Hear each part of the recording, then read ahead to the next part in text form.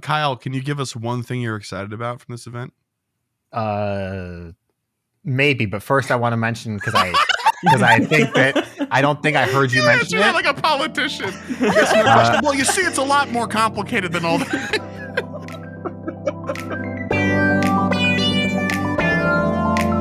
You're tuned into the GOCast podcast, your one-stop shop for updates, news, tips, and community in the world of Pokemon Go.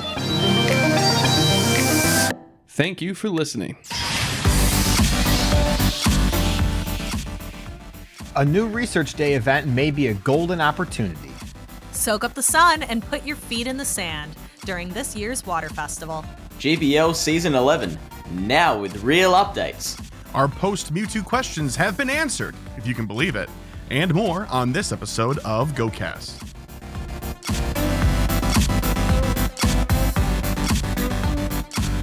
Hello and welcome to the GOCast podcast, episode 238. I'm your host, Chris, and as always, I'm joined by my co-host, Kyle. Hiya. And my co-host, Fish. G'day. And my co-host, Defy. Hello. How's it going, everybody? We're recording on a Wednesday early afternoon, so we're all feeling a little bit weird about it. But it was good that we waited a little bit because while we had a lot of news, there was one tiny little thing that also got thrown in, and it's very exciting, and we're jazzed to talk about a pile of news, a bunch of news, a gaggle of news. Mountain. Yeah, okay. Truckload. I like truckload quite a bit. That's a good one. Yes, a towering, massive state of news. There we go. All right, so before we get into that really quick, Kyle and I set some goals. Let's talk about them. Kyle, you really didn't set any, so this should be easy for you. One. You did.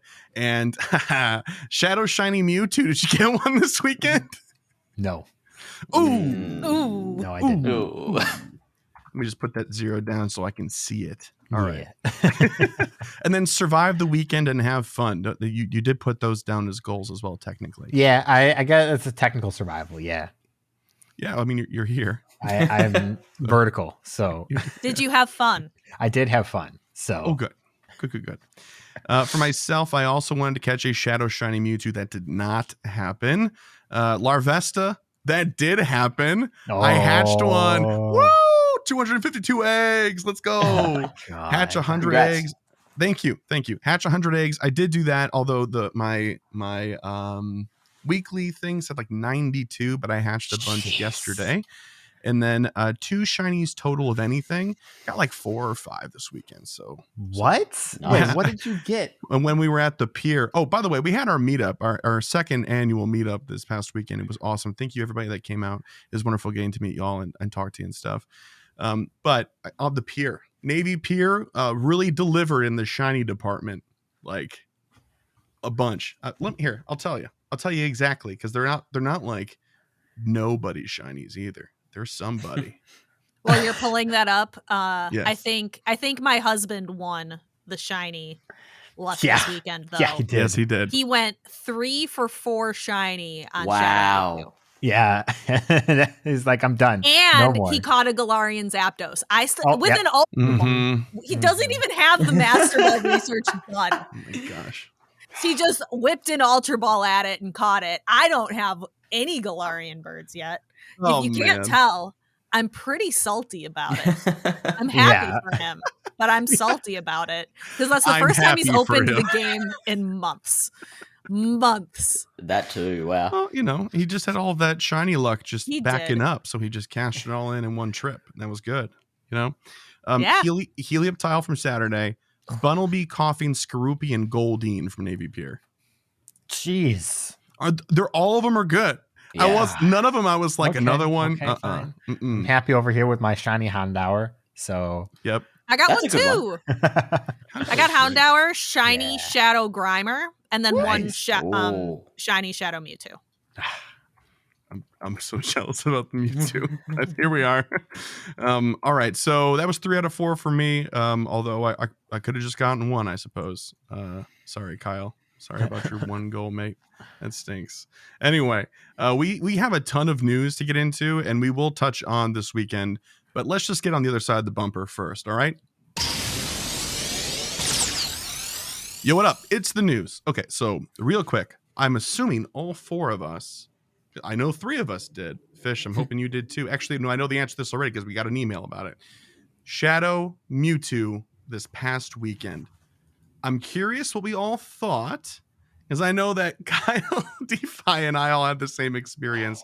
So, Fish, I'm kind of really interested to hear how your experience went. To just sort of sum up what we saw and experienced, we were in Chicago for the meetup. Tons of gyms, tons of stops, all that sort of stuff. And the Mewtwo they still felt a little sparse. It was, we had the chance to raid probably about 12 or 15 of them. And some of them we just didn't go out of our way for, not too far at least. Rest assured, we did our fair amount of walking. But I was kind of surprised by how few there were, especially on the day when they were all shadow raids, So that was surprising, very surprising. Fish, how was your experience? Did you play in a nice, like, big rural area or like a city or what? Yeah, so I'm in a city with 1.5 million people, I believe we're at. So a lot of people, but I think it's a pretty low number of players compared to the amount of people we have in the city. So there's really only one place that I felt confident that I could play, and I would always have enough trainers to hit a gym and that we wouldn't have any trouble taking the Mewtwo down. And that was just in the CBD, the Central Business District. And I went there, met up with a lot of different groups that were, training from gym to gym. I loved it. I thought it was great. I had one gym glitch out on me where I couldn't catch the Mewtwo, but that's out of about, I think I must have done like 16, 17 Mewtwo on the over the course of the 2 days. I think it all went really, really well. Great. Yeah. So did you get a shiny though? I got 2. Woo! Wow. Okay, Yeah. nice. Good for you. But were their IVs good? No, I think they were both. Well, I mean, they were both 3 stars, I think. Okay. From memory. So yeah, it's possible. Yeah. Yeah. Nice. Okay. So that's great. That's really great. So I feel like we probably had similar experiences, because if we were there just for Mewtwo and not with like a group of 20 people just walking around trying to stay together in a big city, we probably could have knocked out around the same number, 18, maybe even 20 if we really wanted to. But we would have had to walk like much further than all that, right? So Kyle, go ahead, and DeFi, I'm excited to hear what you guys thought about it afterwards. We didn't really have a lot of time to debrief our experience with it. We were too busy walking to the next Mewtwo. So I have a lot of negative thoughts as I tend to do. So bear with me. I enjoyed doing Shadow Mewtwo raids because I like doing raids with friends and stuff. It didn't matter what the raid was. I was going to have fun regardless. I think if we were not in a big city and we were not in a group of people playing, it would have been a miserable experience to try and do shadow raids because the purification system is bad. I think it is just, it's objectively bad, personally. When you say the purification system, I think both the way that it currently works and the performance of the system as a whole, like lag and latency and stuff like that. You mean like the bricks? Yes. Yeah, that's what I was wondering. Not because we all agree that purifying Pokemon is a little bit expensive, so that's a bummer. But I wasn't sure if you were talking about the shards and the gems / bricks or not. I just was in downtown Chicago, and I was expecting to get to do more shadow raids, more Shadow Mewtwo raids specifically, but shadow raids in general, I suppose. And to hear about other people that I know, that we know, who did 50 or 60 raids on Saturday because they can drive from gym to gym, just goes to show that this is not accomplishing what we wanted it to accomplish, in my opinion. Yeah. That the best way to experience this was not to be in an extremely dense play location, but rather to have a very specific plan with people who can actually execute it in order to take advantage of it, which involves driving and not walking. And that's kind of, yeah. I think that's right. I mean, I listened to It's Super Effective, and Steve was talking about the same thing, about how this ideal situation turned out to be people getting on Campfire, trying to find a Mewtwo raid, driving 15 minutes to it, getting back in their car and driving another 15 minutes to another one. Yeah. Like that's not what we're looking to do here. Or and substitute walk 15 minutes for our scenario. Yeah. Which you should not have to do in like the third biggest city in the United States. Like, I can't even imagine what somebody's experience was like in a city that has, 20,000 people even, which is still fairly sizable. It was doable with fewer people if you were willing to dump the resources into it and you had the trainer level and the oomph. You could do it with like 5 people if you all had bricks. It just was a slog, and you're not spamming those because you can't generate those purification gems quickly enough to keep doing it, right? I think my last takeaway comment on it, and we're going to talk about this in a little bit, I don't see anybody doing these shadow raids for the next like 6 months. Who here is going to spam Articuno shadow raids every weekend for the next month? Oh, I'm not going to spam them, but I'll do them. You'll do like a couple because you have a very active community that's just going to show up at your local park. Yes. And you'll do whatever's there. But like, who's going out to do that? Like, that's your goal. Blanche? Yes, exactly. All right, DeFi. We all had a say. I want to hear what you've got to say about shadow raids, your experience hands-on or otherwise. I'm not really sure what I'm going to do with all these shadow Mewtwo. I had fun raiding them. I guess purify them all and send them back to the professor. But I don't know what I'm going to do with them. I don't use shadows. If you're going to have like 10 and purify them, you got to record that and post it online for the rage content, please. That's content. Oh, the Stardust. Oh, no. I think that would be great. That would be phenomenal. But yeah, I had a great time hanging out in the city with everyone, and we had an easy time because we had a big group of people who were doing the raid, so it was easy. It was really strange to me that they were so sparse, even on Saturday, on Sunday more so. But yeah, Saturday I was like, this should be condensed into like a raid day where they're at all the gyms. Then you would easily get hey, we can just go to this park and we can walk around and get them all done, rather than having to walk 15 minutes. And it would have been really hard if it was just a couple of us. And you just have to cross your fingers and hope that people are there. In Chicago, it worked out. Even if there had been only a handful of people, you probably would have gotten at least 2 or 3, even at the end of the life cycle of that raid, when it would be the lowest amount of people. But it's still it's nothing compared to a group of 20, 40 plus level trainers, so. I thought I actually preferred the idea of being able to take my time over the course of a weekend than kind of the stressful rush of trying to cram as many of these things into an hour as possible. Yeah. Maybe not an hour, but I'm talking like a raid day, like multiple hours. Oh yeah. That would definitely be a different thing. And like a raid day. Like cool. What was the benefit of having this 10 a.m. to 8 p.m. for the game? Because everyone's going to only go play when they're available anyways. And that you spread out the raids so far, you spread out the players so far, you're not getting that kind of experience you want unless people manufactured it. Like we manufactured our experience. Right.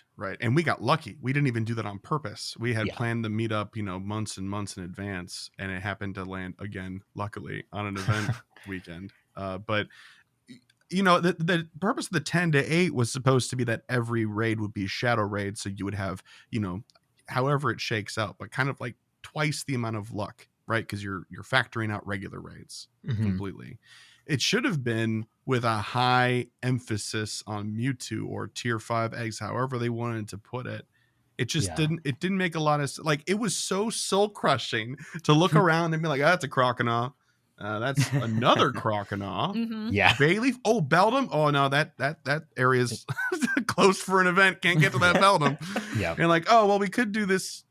No, that's another Croconaw. Why are they all Croconaw? Exactly. Like, see, it's like it should have been a spike in tier 5 raids. I agree. And maybe make more raids happen, because we know that raids can happen more frequently. They can be, coded to show up more often on gyms, and it felt like it was just a regular number of raids happening, and therefore not as many opportunities as people would have liked for an event that only lasted a day and a half, we'll say, because of the halftime on Sunday, because it has to compete with regular eggs. Oh, yeah, yes. people wanting Shadow Mewtwo and surprise Regigigas. Like, oh boy, we love it. Yeah, I mean, Shadow Regigigas. I mean, sorry, Shiny Regigigas is sweet, but anything compared to Shiny Shadow Mewtwo is instantly a tier below. It doesn't matter what it is. Doesn't matter what it is. So I don't know. It was played kind of well and played kind of weirdly from their perspective. I think they probably learned quite a bit from this, because I've seen the feedback that we all just sort of had about, there probably should have been more tier 5 Shadow Mewtwo raids. That's been kind of universal feedback. Whether people had fun or were able to pull them off, that's varied. But from those of us that were able to do it, or not even because they didn't see them, it was like, man, there should have been more. So hopefully in the future, if we see this event run again, it'll be a little bit better in that regard. Because Kyle mentioned like the actual system working. Hopefully they saw that feedback as well. Because I would have never known that. You had to like click on the purified brick thing and then wait a minute and then continue tapping. I wouldn't have known that if no one had told me. The delay. I didn't realize that the whole weekend. I found out afterwards. I will say, as I was interacting with all these different groups that were going from raid to raid, like catching up with people that I hadn't seen in a long time, meeting some new people, becoming friends with them on Campfire, I did think to myself, you got me, Niantic. Like, this is what you wanted from me. And well played. Because you got it. GG. Yeah, GG, Niantic. So, Fish, are you seeing people use Campfire pretty regularly out there, or no? I was seeing some use Campfire. I was hearing others say, Campfire's dumb. And so they were using Discord to coordinate. I think most of the people that I spoke to used some platform, whether it was Campfire, Discord, or there's also Messenger that people were using. It was just an option that was there for them. I personally used Campfire. I thought Campfire was quite helpful in that regard. Oh, great. Okay, yeah, because when we were there, we already had our group, so we didn't really have to worry about it. But I did see people lighting flares like rather frequently. So I'm hoping that it's getting some usage, despite what we have to say about Campfire not quite being where it needs to be by the time it needed to be there. It is good. Couple years too late. Yeah, a couple years too late. A little bit. But it is good to see people using it, because that's supposed to be the supported, platform for it. So completely agree with, I think it was Kyle's point last week about it would be so much better if it was in game. Like I did exactly what you described. I was like switching back and forth between Campfire and Pogo to check for certain bits of information that would have been so much easier to be able to check in just the one app. Yeah, and especially when they have like some of the notifications pop up about like the flares and stuff, and then when you click on it, it takes you out to the other app itself. That whole experience is very strange, especially if you're not too technically savvy and you didn't notice that you switched apps. You'd be like, how do I get back? What am I doing? Right. Yeah. So cool. It sounds like we all had a full Shadow experience this past weekend, and the raids they're raids, but I appreciated the extra level of, I got to think about it in rage mechanic. Like that's cool, and is a little bit nostalgic from the World of Warcraft raiding days and things like that. So anyway, that was this past weekend. We got other stuff to talk about. We haven't even started on actual news. My word. Okay, we got a ton of stuff The first thing we're going to talk about first, because it's kind of like over encompassing and it'd be weird if we did it last. June content update. We got the infographic again this time, so this will be pretty much presented in the order that it is seen on the infographic. Hopefully you've seen it. This one is pretty. I like this one. I do. Yeah. How do we?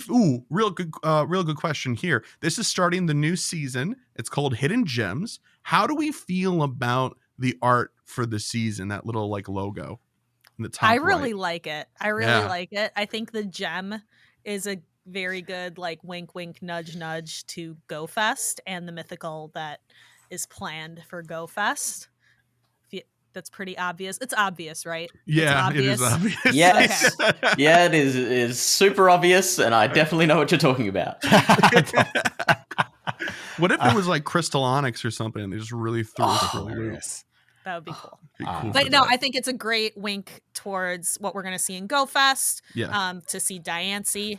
And then, but I like the whole like treasure map vibe. I think it's very cute. And I think we're going to see a lot of summer, a lot of water type Pokemon. We have the beach festival, beach week coming that we can talk about. I think it's great. Yeah, absolutely. I'm going to take an opposite opinion because that's who I am. But also I think it's actually kind of ugly. I think the logo is kind of ugly. I think this content update infographic is really pretty, but the logo itself is so jarringly different than everything else around it. It just really stands out as different. I was looking at the whole. I was looking at the update graphic as a whole. The whole update graphic is very pretty. It Absolutely. Is gorgeous. In addition to the logo. Yeah. And I like the little gems at the top of the logo a lot. Yeah. I don't know, the black circle behind it maybe. It's kind of makes it, I don't know. It's not for me. All right. I mean, so this better or worse than the Field Museum logo redesign? I mean, the Field Museum logo, for those who've never seen it, is absolutely horrendous and makes me want to itch under my skin because it's so bad. It's visually offensive. Yeah, it's bad.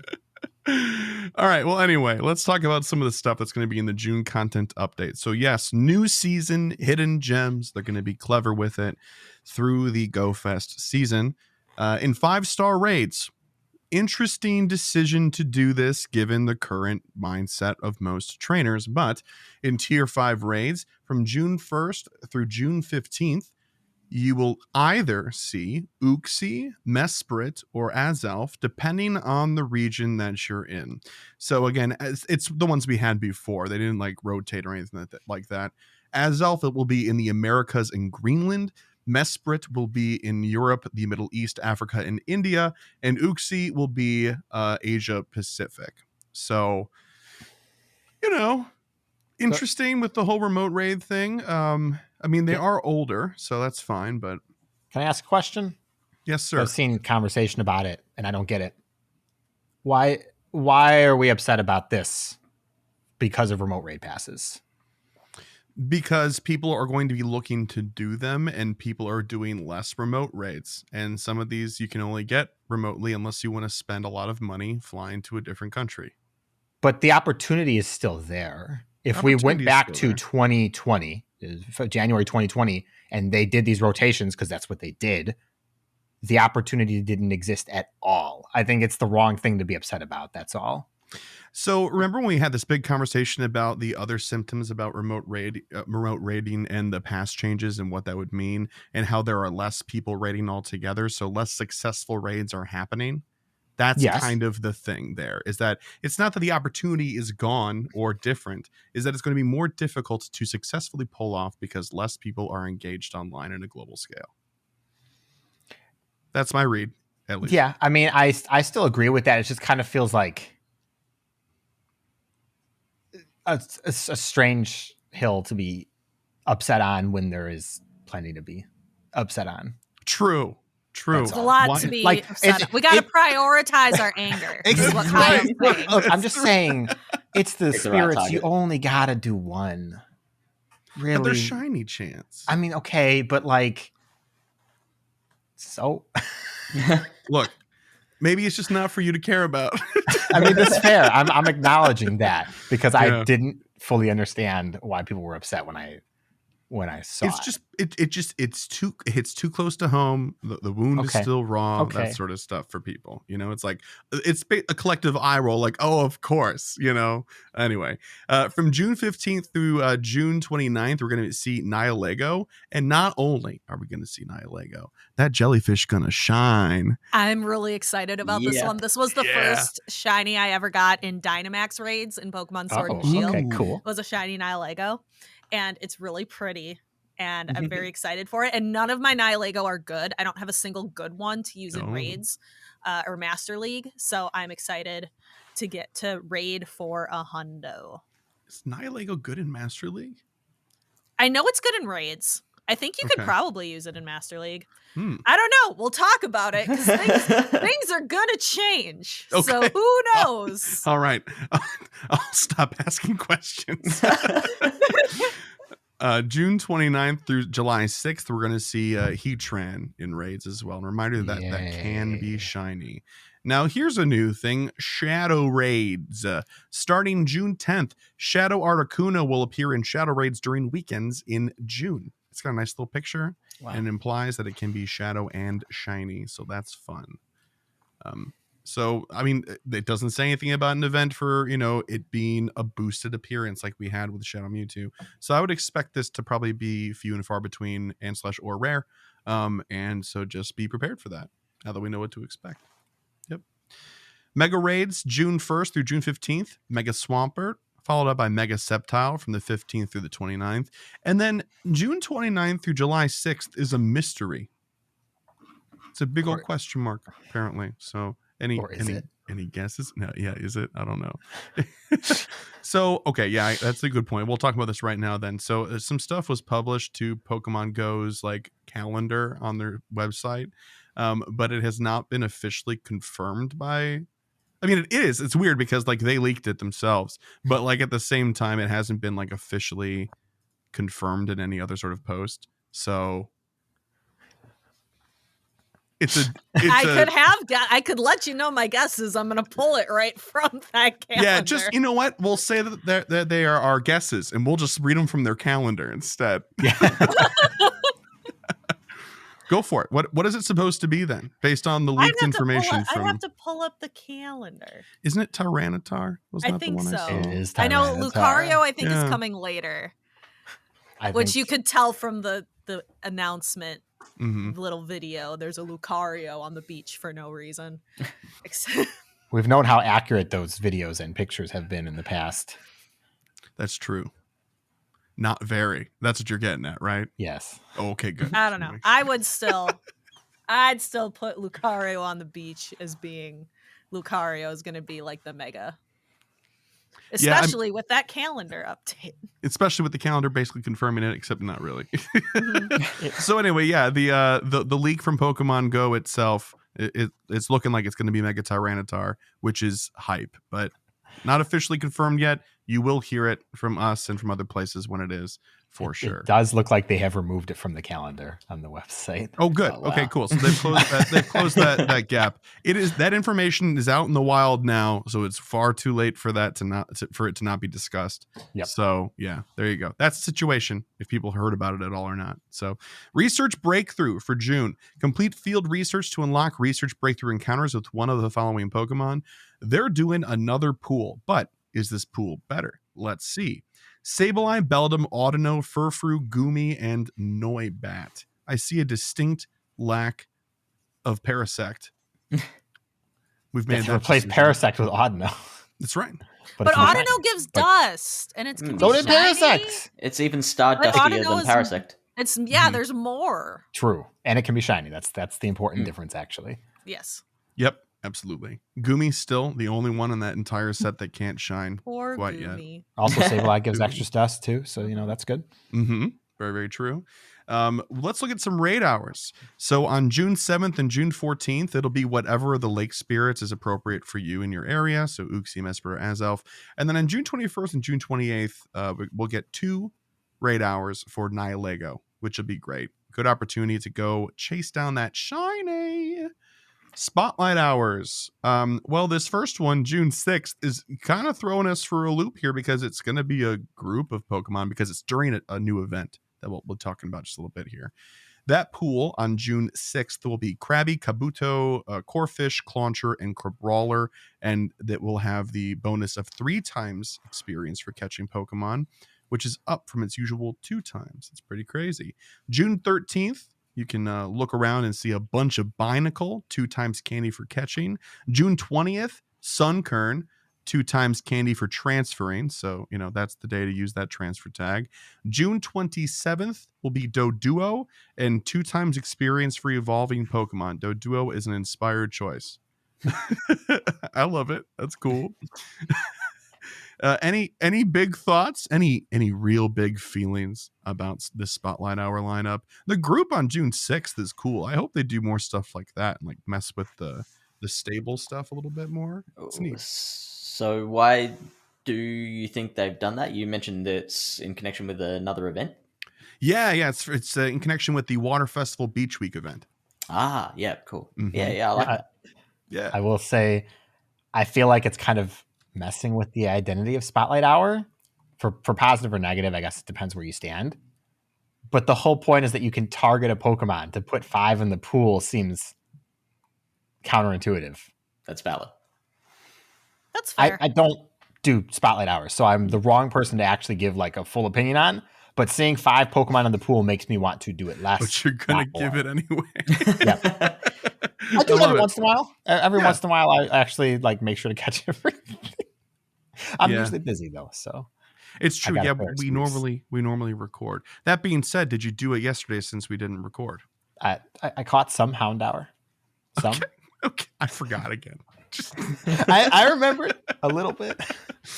All right. And then lastly, we got some events. Searching for Gold Research Day on June 3rd. We'll talk about that more in the future. Water Festival Beach Week, same deal. And its Spotlight Hour are listed here especially. That's cool. June Community Day is on June 10th. Solstice Horizons and Team Go Rocket take over from the 16th of June to the 25th. That's good because all of our Mewtwo's still have frustration, and we'd like to TM that away, please, and thank you. Dark Flames from June 29th through July 2nd. What do we think that one is? The other ones are pretty self-explanatory. Dark Flames. It sounds awesome. Like, I don't know what it is, but it sounds cool. Reminds me of Shadows. Again. Yeah, I'm going there. I'm going with there mentally too. Yeah. It's a great name, and it's probably going to be a bland event. I mean, I'm hoping maybe we see some Shadow Ho-Oh. No. No. It's just going to be spawns. I'm telling you right now. It's just going to be spawns. Okay. All right. Well, that's my guess. Whatever they are, fire spawns, obviously, but yeah. It'd be cool if they were like, here's fire types that have dark colored shinies or something. Like, I want them to do more stuff like that. Yeah, I mean, that's they got that idea going with the golden research, so it is a good idea. And that was a great segue because that's the next item we're going to talk about. So the Searching for Gold Research Day, let's start going through these events here. Trainers, the Pokemon featured in a special upcoming Research Day, are worth more than their weight in gold. When this Saturday, June 3rd from 2 to 5 p.m. local time, featured Pokemon include Caterpie, Magikarp, Nosepass, Sableye, and Barboach. The theme here is that all their shinies are gold. So if you're like, wait a minute, Caterpie is green. You're right, but that shiny is gold. Okay. So, Event bonuses. Pokestops may turn gold without a golden lure module. Roaming form Gimmighoul won't appear at golden Pokestops if a golden lure module was not used, but treasure hunting trainers may still find Gimmighoul coins when they spin the Pokestop. So if you didn't know already, if you do enough of the transfers with the Scarlet and Violet, you earn a golden lure, which you can use. And when you spin that, you'll get coins, and there's a rare opportunity, chance-ish, for Gimmighoul roaming form to spawn underneath that stop as well. It's so much more efficient to just use your coin bag to get that Gimmighoul. It would be backwards if you did it the other way. But that you need to be able to get the coin bag. I'm having issues where I have a very specific model phone that is having some severe issues connecting to the Nintendo Switch right now. Oh no. So I can't. I spent hours troubleshooting trying to get a coin bag. Oh my gosh. So someone lucky traded me. I have one gimme goal. I have one. I mean, it's almost so better because you don't feel like you're missing out, because you're like, I just can't do it. I just can't.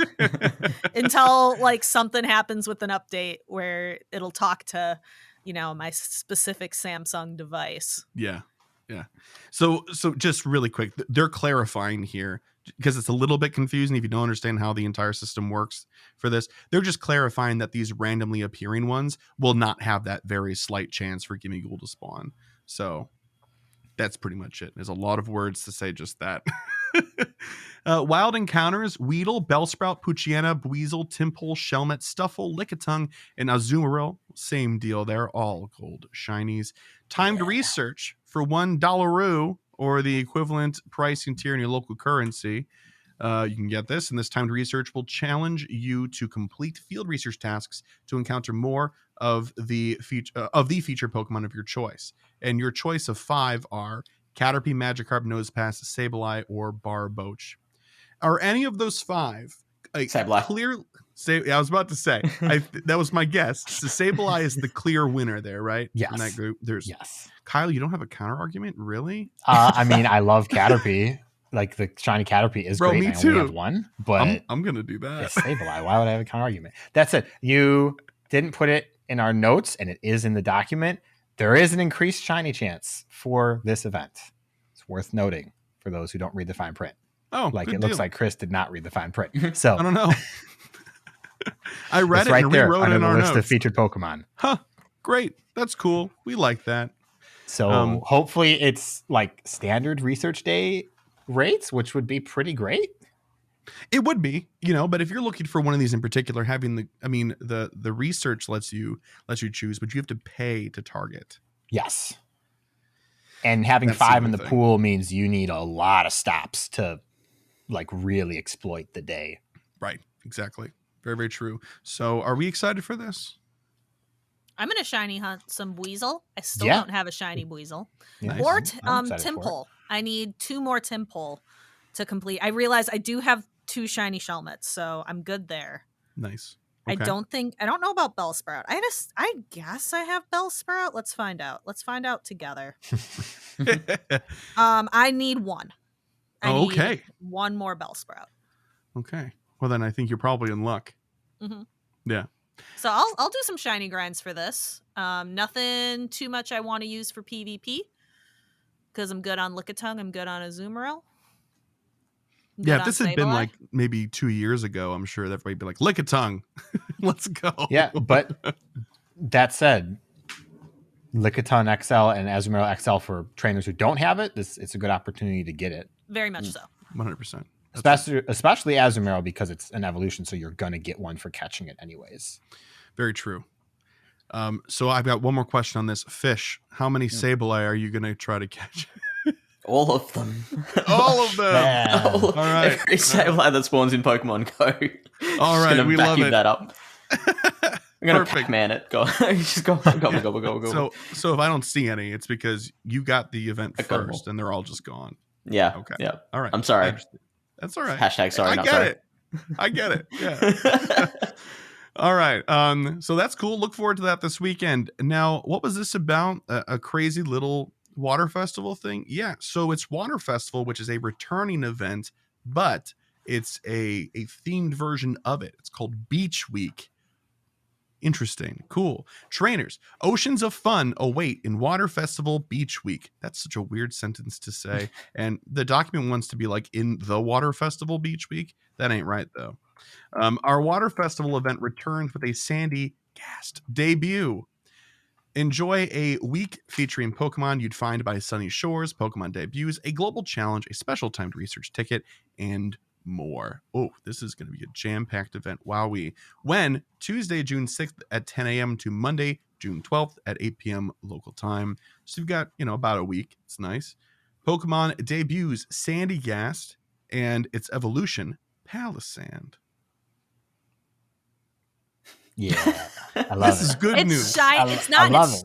It's not debuting shiny, but its shiny is so good. It is really really such good. a phenomenal shiny. I'm excited. I'm just excited for this Pokemon to be in game. It's a phenomenal Pokemon. I'm happy for a new Ghost. So yeah. Absolutely. I do want to say, for those of you that are listening audio only, I did pause there, and all of us were just smiling and nodding. We're very happy. This is good news unilaterally.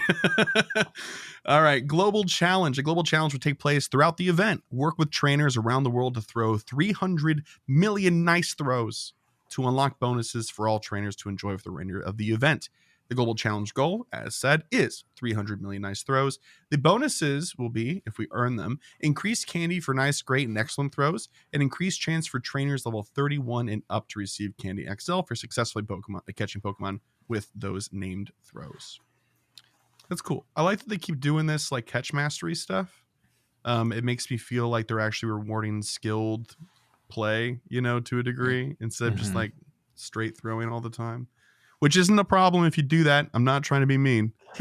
And I can take the opposite and see it as a way of punishing people who use just you. So just you. No, not people who are bad at throwing. Oh, people who use Go Pluses. Yeah, true. I mean, they want people to engage with their stuff, and it's not like they're just punishing people that use the Go Plus. You'll still get the same amount of value you would have otherwise. You'll just get more if you have the game open and you're hand catching. Yes. And that's something we constantly bring up is when they make changes that aren't particularly popular is why nerf this thing when you can just make this thing more appealing? And that's exactly what they've done here. They've made it more appealing to make the effort to catch like traditionally. 100%. Yeah, and and credit where point. Credit's due. That's very right. Yeah. So I think it's fine, Kyle. What if the nice throw counter for the goal only counts nice throws and not great and excellent throws to get to the goal? I think we'd be in better shape than if it was any other tier of throw then. I mean, but like, let's say you get an excellent throw, it doesn't count. The counter doesn't go up then. That would be annoying. It's just funny. I think that would be hilarious. The evidence I have for that is that when you get things that are like make 3 great throws in a row, and if those are excellents, then they do count. But what if they didn't? But what if they didn't? Don't you put that evil on me, Ricky Bobby. Don't you do that. Oh my gosh. No, that idea just makes me so mad. Just even just a concept. Oh, my word. All right, let's get some distance between us and that. Wild encounters. The following Pokemon will appear more frequently in the wild. Also, for the first time in Pokemon Go, you'll be able to encounter Shiny Clauncher if you're lucky. So the wild encounters will be Tentacool, Shelter, Krabby, Alolan Exeggutor, Horsey, Staryu, Marill, Wingull, Wailmer, Spheal, Finnegan, Dwebble, Frillish, the pink one, the gal, Clauncher, Mantine, and Poplio. I love Alolan Exeggutor being in there. It's great. I know it's a palm tree, so it does make a lot of sense, but it still feels just different. But it's fine. Tall boy's always welcome to the party. It's cool. Yes, he is. Also, Shelter and Staryu are bonus dust, both of them, which is really good. Some PvP eligible Pokemon as well. Cloyster got a little bit of love recently. We'll talk about that. Ooh, okay. Horsey, I know I want a better one for Great League and Ultra League. Kingdra specifically. Marill for the XL candy. Wingull, Pelipper is still a really, really good pick. Wailmer, just as if you want to be PvP Steve and have an XL Great League Wailmer, you can. You can. It's an interesting Alolan Ninetales counter. It works as an Alolan Ninetales counter. That's about all it does. And then Spheal, Walrein got some love as well. Dwebble, I used one in Arcana, so as a Crustle as a Crustle. Frillish obviously is really good. Jellicent in both Great League and Ultra League. And then Poplio's day is coming soon. And Mantine as well is a very good alternate pick. But yeah, Poplio's Community Day will show up, and that is going to be a Charmer with Hydro Cannon. So you can get ready for that. Woo! And that water fairy typing as well, which goes together really well. Obviously works really well for Tapu Fini and Azumarill. Mm-hmm. Get ready. You can get yourself ready before it's Community Day. I'm ready. For the first time ever, I hatched a Hundo Poplio like a couple of weeks ago, and I didn't evolve it. I'm actually going to save it. So we'll see if I remember, if my brain allows me to remember. One other thing to point out here, trainers, if you are still working on your type badges, Alolan Exeggutor does have a dragon typing. So dragon is relatively rare typing. So if that's a good time for you to work on that medal a little bit. So don't pass up on the trees. Don't do it. Field Research Task Encounters. The following Pokemon will be available to encounter when you complete Field Research tasks. Lapras wearing a scarf. So I think it's a redo from the previous Water it's the Festival. bow. The bow scarf. It's the bow. That's right. Oh, man, I forgot all about that. Oh, my gosh. That whole I didn't. You said scarf, and it immediately, I was like, flashback. Not that. And then Female Frillish, Binacle Clauncher, and Sandygast. All of those will be in Field Research Task Encounters. And there are going to be a few tasks for Mega Energy as well, and you can earn some Mega Energy for Blastoise and /or Swampert. And then they've got a little shout out here for the special Spotlight Hour. So yeah, just a reminder, it is not going to be one Pokemon. It'll be a small pool. 3 times XP bonus for catching. It's going to be cool. Event bonus for this entire thing. 4 times Rainy Lure duration. I mean, I like it. Sure. Gives me a reason to use them. They just sit in my inventory. So maybe I use one that week. Yeah. But like, they don't give event spawns. They give its own pool of spawns. Like, it's thematic, you know? Yes, it is thematic. This is very true. All right. Timed research for $5 or the equivalent pricing tier in your local currency. You can get this ticket. Complete the research tasks to earn a surfer pose for your avatar and encounters with event-themed Pokemon. Please note that timed research expires. The timed research tasks and the rewards will disappear on Monday, June 12th at 8 p.m. local time. Unless, of course, you've earned them. They're not going to like retroactively yank them from your account, as this is otherwise worded. But it is important to note you have to claim it. I've had people finish time research, wait to claim it because they want to put it on a star piece, forget, and then they don't get the stuff. That happened to me. I did that. Thank you, Chris, for being the example. You have to claim it before the time. It doesn't count if you just finish it. You have to claim everything. Yes, you got to hit the button. Otherwise, you don't get the nice little name in the completed research list, and you think about it every night for the next year as you go to sleep. Well, this won't have a name on that list, so you don't have to worry about that. Yes, it will. It's a timed research, not a special research. Left side, not right side. Oh, yeah. That's what I was making a face for. It's a timed research. You have to pay $5 to only complete it during the event. Anytime you pay money for it, it should go on the right, in my opinion. I agree, especially when it's $5. Yeah, like I get it. They charge a lot for the poses, and the poses makes it valuable. But like the fact that it's a time research feels bad. Mm-hmm. I don't love this pose because there's not a surfboard that goes with it. True. It's kind of weird to I'm looking at the graphic and it's kind of weird to watch them. It looks very funny though. But it's hilarious. Yeah. But I don't know if I'm going to pay for this to watch someone. If Chris and I do not receive codes for these, I will not spend $5 on this research. Oh, I will. I know. I'll gift you one, dude. You're not getting out of this. No, I have gifts turned off. I've learned my lesson. Oh, that's right. I forgot. I have learned my lesson. Gifts are turned off. I'm gonna break into your house, buy it, and then Venmo you $5. My God. Oh my gosh. So like, I was hoping that it's a surfer pose. I really wanted it to be like a hang loose pose because I would spend $58 on that alone, honestly. Like, goodness me.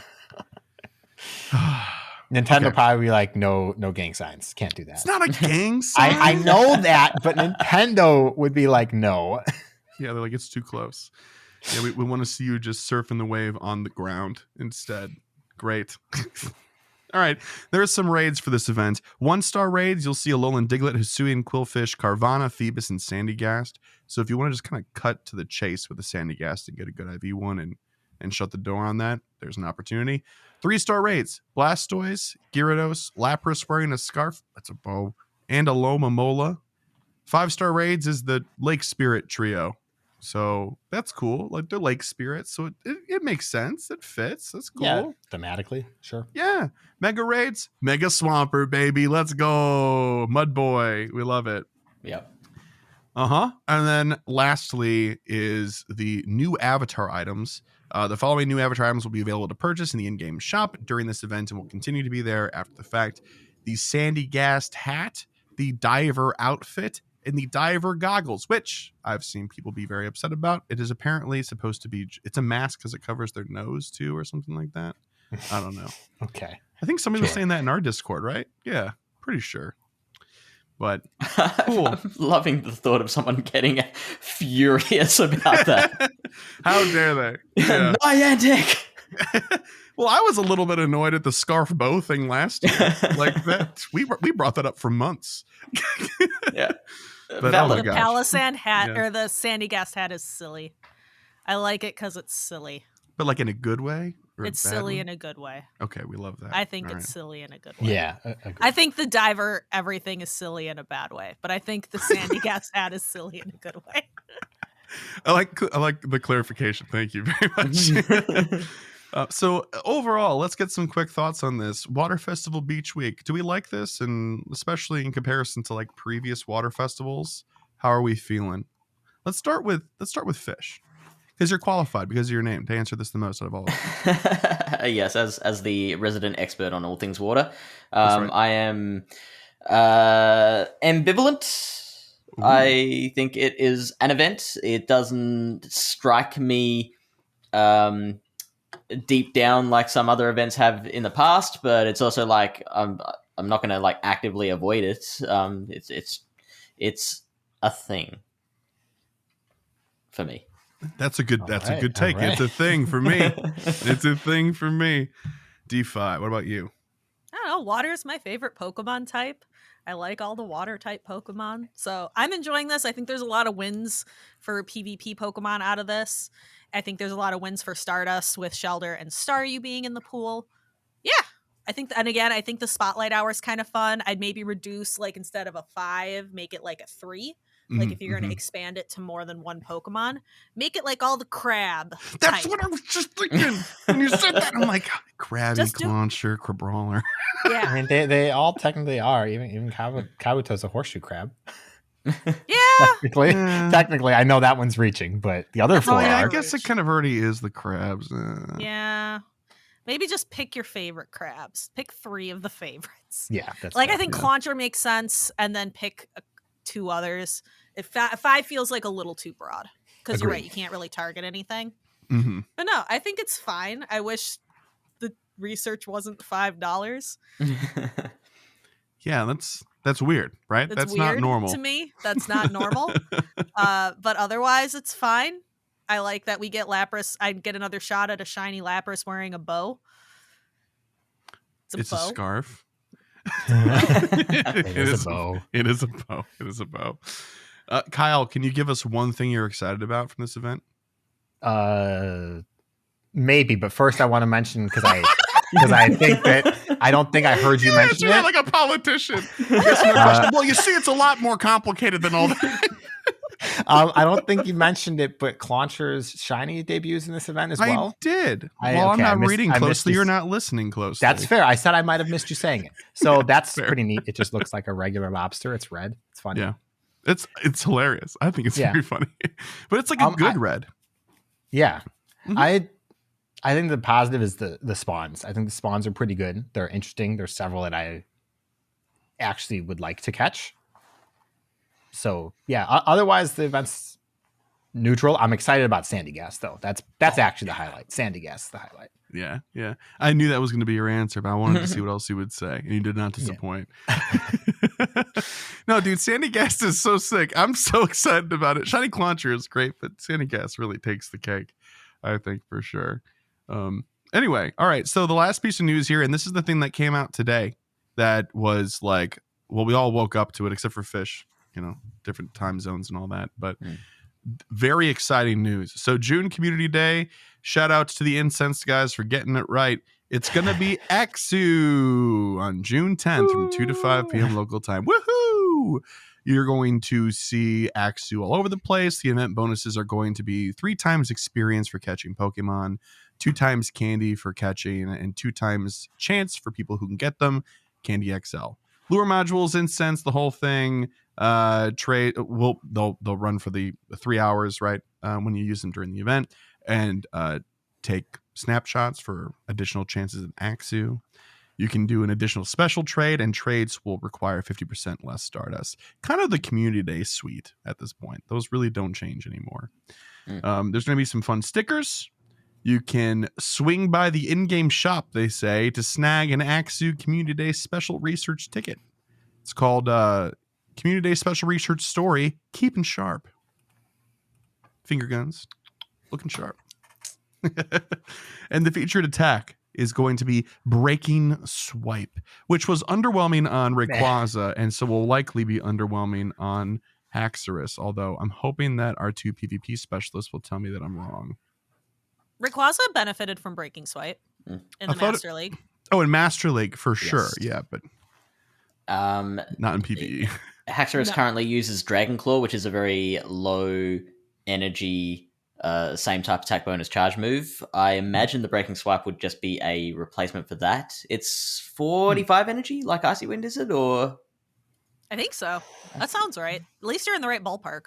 Yeah, something like that. So maybe because it's such a frail Pokemon, you might even prefer to stick with the lower energy Dragon Claw. Maybe you could run double dragon moves. Night Slash is beneficial in a lot of different situations. So, I mean, it's like most updates to Pokemon, I think it just gives another option that is there and has certain advantages and disadvantages if you need it. Before we get the comments, Breaking Swipe, Dragon Move does 50 damage and 35 energy. For 1.42 DPE, 100% chance of a -1 attack to your opponent. If it's 35 energy, then there is no reason to run Dragon Claw. Yeah, it's just objectively better Dragon Claw in that case, right? Okay. Mm-hmm. Well, that's positive then, I suppose. Definitely. Cool. Great. So not in PvE, but use it on PvP if you're going to be PvPing, I suppose. Great. Cool. Yep. And then the only last thing is what we've gotten used to seeing, the 4-star raids for the 5 hours after the event. So from 5 p.m. to 10 p.m. local time, there will be 4-star raids. They will hatch into Fracture, the middle evolution of this family, and you can beat them to get more chances at Axew with the shiny chance in the perimeter, basically around the gym. Cool. So that's that. All right, now it's really exciting. So I'm sure everybody has some sort of input about it, but this followed a pattern, is what the Incense guys were saying. Like we had Larvitar featured for basically a Go Fest, and then we had it as a Community Day, and then Dino was the same thing, and then Axew last year. Kyle and I took out loans to do Axew raids, and then this year we're going to get them for free. So how are we feeling about this? Do we feel like it's about time for Axew to be at this level? I mean, it's very exciting, but yeah. You skipped Gibble, by the way. Because Gibble is the one where that really started the trend. True. In 2020. Yeah.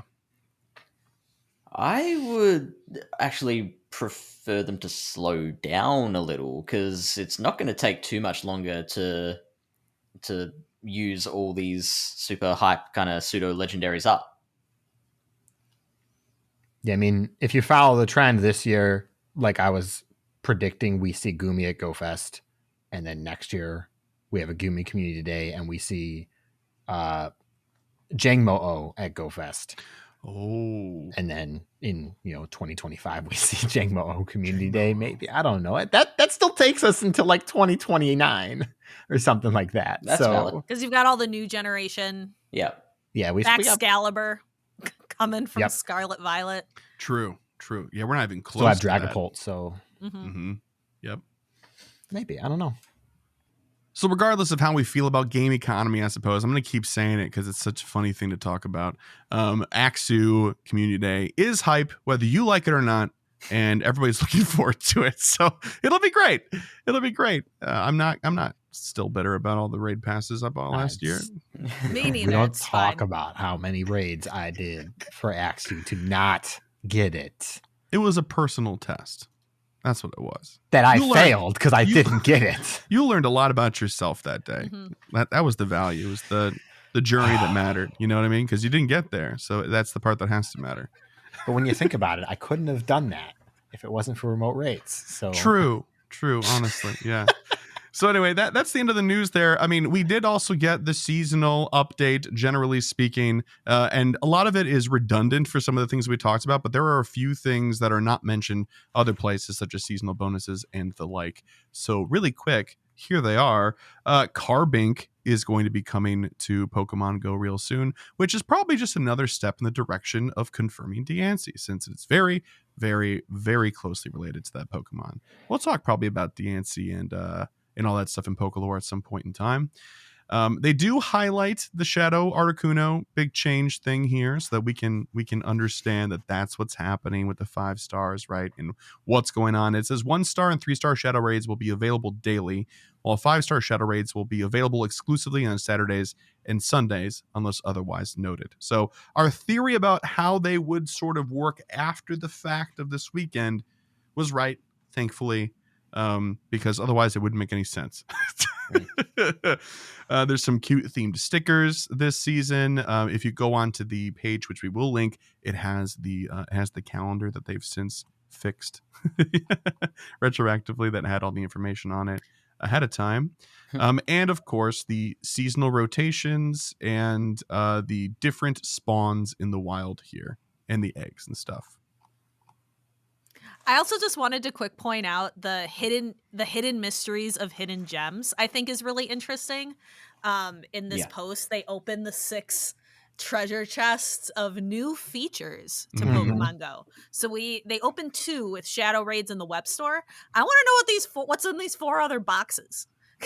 What else do you have planned for us, John Hanky? It's both exciting and also like makes me apprehensive because 1, Shadow Raids, new feature. Obviously, it's kind of a big deal. 2, web store, not really a new feature. Maybe to me, I don't know. Doesn't seem like something that would go in this list already. What if number 6 is JK remote raid passes are back to normal? That's not going to happen. That's what I want. I would eat my shoe. Okay, with hot sauce on it. If you're gonna eat your shoe with hot sauce on it, you just gotta do both of them, because what are you gonna use the other shoe for? Throw at like you, killing the bugs or something. That's what you use to hold the milk. Drink out of the other shoe and eat the other one. Oh my gosh! Super quick side tangent. A shoey in Formula One, since that's my sport that I watch, is Formula One. The Australian driver, Daniel Ricciardo, likes to do a shoey when he hits the podium. So he'll put the celebratory champagne. He takes off his nasty shoe that's all sweaty, and he'll pour the champagne in it, and then he'll drink it from there. And that's what you just made me think of. So that's why I smiled. And your faces right now, I am on board. Like, as an Australian, I'm offended by this. And he's an Italian Australian. Yeah. He's very much like you right now. Yeah. It's become an Aussie thing, and I hate it so much. That's so gross. That's grosser than Malort. That's vile. That's absolutely vile. And I mean, it's the shoe he's had on the whole time he's been in this race car for hours. Yeah. So it's very sweaty. I once went to see comedian Jim Jeffries in concert, whatever you'd call it. It was one of the first dates of his tour. Like, he was doing a world tour, and the show was debunked because the crowd started screaming at him to do a shoey, and he had never heard of a shoey before, so he starts having to find out what this is about, and they would not let up until he had done it. It completely derailed the show. Oh my gosh. Yeah, he was just like, you could tell as he came off stage how like annoyed and disappointed he was that one of the first shows of his tour had just been completely derailed. But everyone was like, "Yeah, it's funny. Drink booze from a shoe." No, No, man. Yeah. Oh man, no. Okay, we have hats. Do we have 10-gallon hats? You know, that Texas is known for that, right? also really likes 10-gallon hats. Really? See, but that has liquid volume on it already. That makes more sense to me. Nope, but just shooey. Okay, oh my gosh. It's been over an hour. I close this tangent as I open, give you some ASMR real quick. That is such a good sound. I love that. That was really good. What is that though? Fresca. All right. Nice. All right, tangent over. Let us continue. All right, last thing really quick about the seasonal updates is the seasonal bonuses. The following bonuses are specific to hidden gems. 1 additional special trade per day, 1 additional Pokemon candy when trading, and trainers level 31 and above will receive 1 guaranteed Candy XL when trading Pokemon. So if you like doing boring things like trading a lot of Pokemon, it's going to be very like DeFi. I trade all the time. I like how I was making it sound bad and you're like, yeah. I love it. I hate having to hoard all my stuff, all my distance stuff from when I travel, and then having to like find time to trade. I can just trade whenever I want now and get the XL candy. I can just trade all my Houndour that I caught and get XL Houndour candy. True. And this will last all season, right? So yes, 3 months of not having to save distance stuff from my travels. I'm very excited. That's awesome. This has been the feature that has been most helpful in allowing me to build up the XL reserves required to build certain PvP Pokemon. So I'm very excited by this.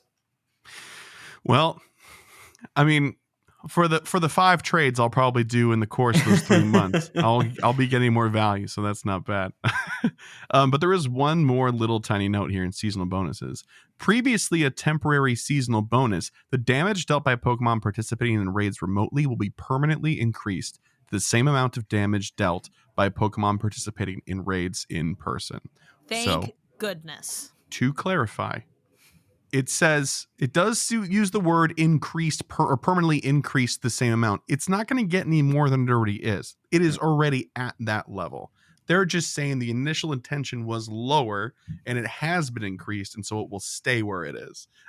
So don't get confused when you're like, oh, I think I can short man this Mewtwo. No, that's not going to work. I've been pointing that out to people on the seasonal bonuses every single time.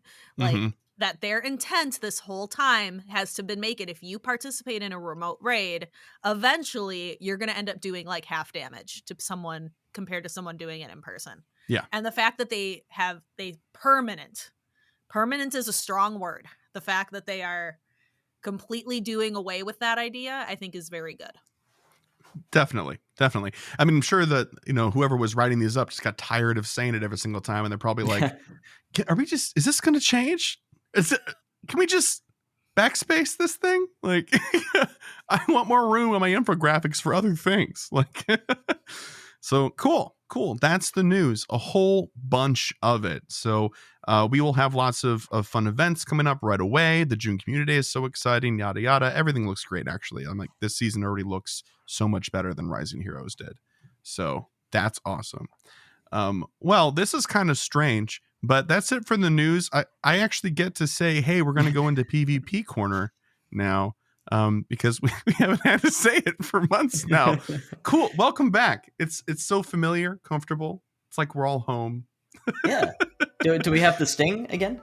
Do we still have the musical sting, or we just like? Oh, I'm going to do it. I'm going to do it. Just not right now. Yeah.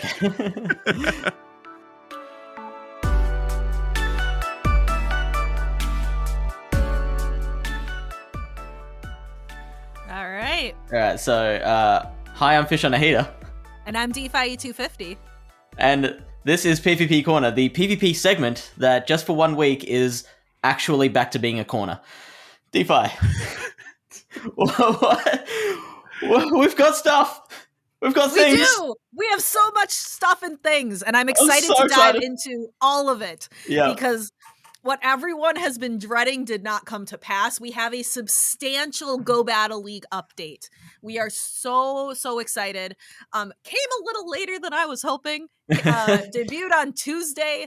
There are 3 regional tournaments happening this weekend, and everybody is scrambling right now. But let's dive into why. So Go Battle League, Hidden Gems. if you, for some reason, have not opened Go Battle League yet, use a star piece every time. Zionic will hit you with a stick if you do not do that. He always posts the Rafiki gif every season. Use a star piece when you go into Go Battle League. There are a lot of really, really awesome cups on the schedule that I'm excited for. We're not going to deep dive into all of them right now, but some highlights. Summer Cup is back. A single type cup, so only using mono type Pokemon. Retro Cup is back. We have Great League Remix back again. Fossil Cup. Little Jungle, as well as Little Element Cup. We get Fantasy Cup. And the Catch Cup, they actually have the copy correct the first time. It's phenomenal. Throughout the whole post, too. Yeah. It's surprising how happy that made me, just on its own. But they actually write in the post for Catch Cup, so you can prepare, trainer, the whole season. Only Pokemon that have been caught during this season of Hidden Gems are eligible. So as soon as Hidden Gems starts, you can use that Pokemon for the last cup of the season. So you can prepare this time, which good job proofreading your post. Very well done. They've also got Little Element Cup back again, and I want to mention that I did say that last time Element Cup was in rotation was the last time I hit Legend. I actually got to 2985 at the end of one particular day of battling, and so this was. The leagues change over at 7:30 a.m. my time. So I'm like, this was the last day of this particular rotation. So I decided, you know what? I'm going to stay up past midnight, do my sets for the next day, and get to that 3,000 mark. And so I did the first set and got a 3-2, which got me to 2990 something. Oh. And then the next 4 sets were all 1-4s, and I finished in the 2800s. So a very, very near miss for me. And also the second time in 2 seasons that I've peaked in the 2990s. But you had to try, you know? Yeah, of you course. Can't look at that, right? And be like, oh man, I shouldn't have done it. Like you had to. You're so close, right? Exactly. No regrets. No, that's really good. I haven't 2900s. I haven't seen him since early Go Battle League. Maybe this season, who knows? But it's been that since I used Fighting Gobbler's original line of Altaria, Defense Deoxys, and Lantern Spark variant, a long time ago, back when Azumarill and Skarmory were super meta. It's been They're not? They're not as much as they used to be. Oh, Azumarill's still got plenty of play. Skarmory, not as much. No. All right. So that's, again, we'll deep dive more into the schedule as we go.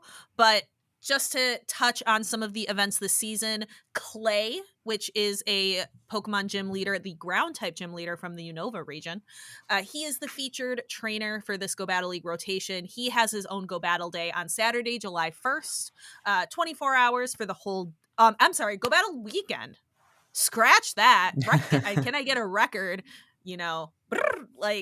Yeah. It's Go Battle Weekend. There you go.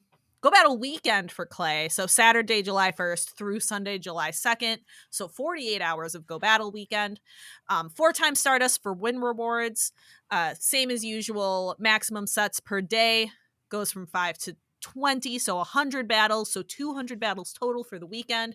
Free 99 battle-themed timed research is available. Rewards include the Clay-style hat.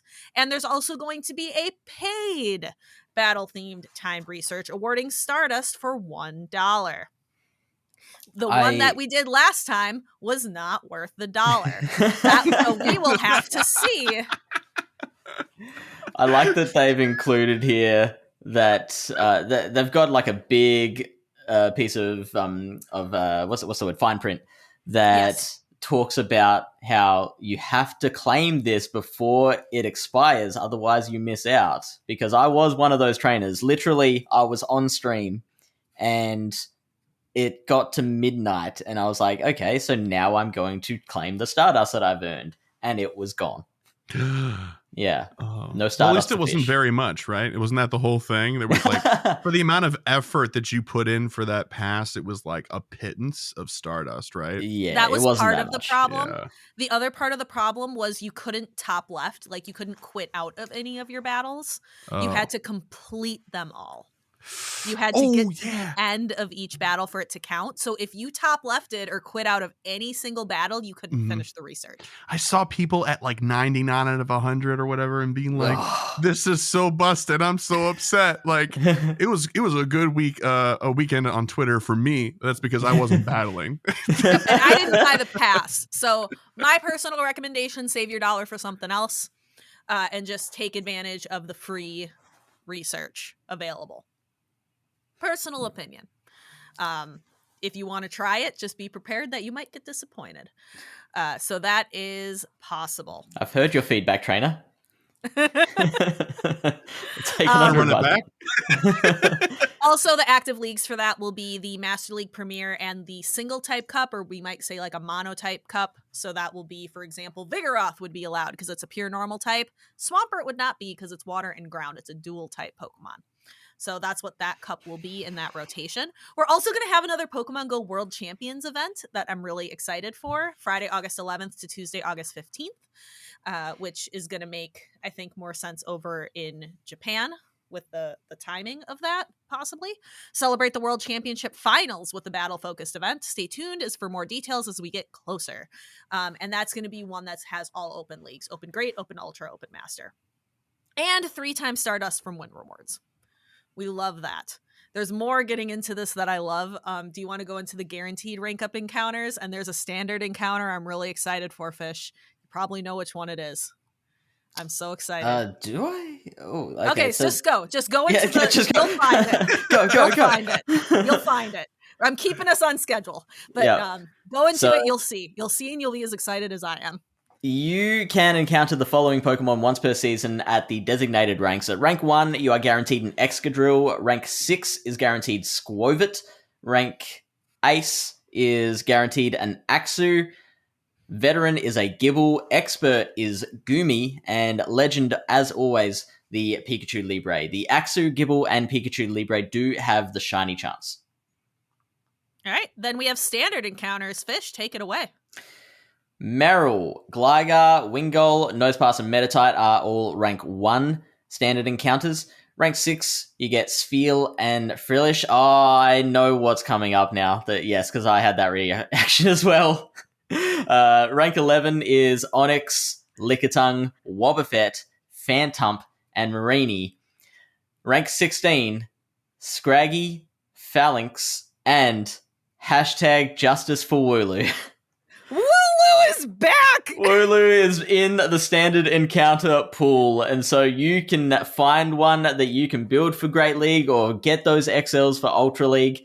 It is such an underrated Pokemon, probably because there just haven't been enough people who had one built to use and show everyone how good it is. It hasn't been in the encounter pool anywhere. It hasn't been in the wild or in raids. It hasn't been anywhere since its debut. No one has had a Wooloo since its debut. So seeing that cute little sheep on the encounter pool, because I don't have one. I don't have one for Great, Ultra, anything. Mm-hmm. I didn't save them because I don't think at the time it had Double Kick, and Double Kick wasn't good. Yeah, that's right. It was one of those Pokemon that like it just hasn't been around. But like it's so far up in the list too. That's true. Yeah, you know, like I don't care. You really got to earn it. Like I'm gonna rush rank 16. Give me those Wooloo encounters. I want one. I do talk to a lot of trainers though who like getting to rank 20 is a season-long commitment for them. So gating it behind rank 16. A little unfortunate for them. Not as hard as getting it to rank 20, which is the 5-star raid bosses. That's the encounter there. Your standard encounter past Ace is Axew. Standard encounter past Veteran is Gibble.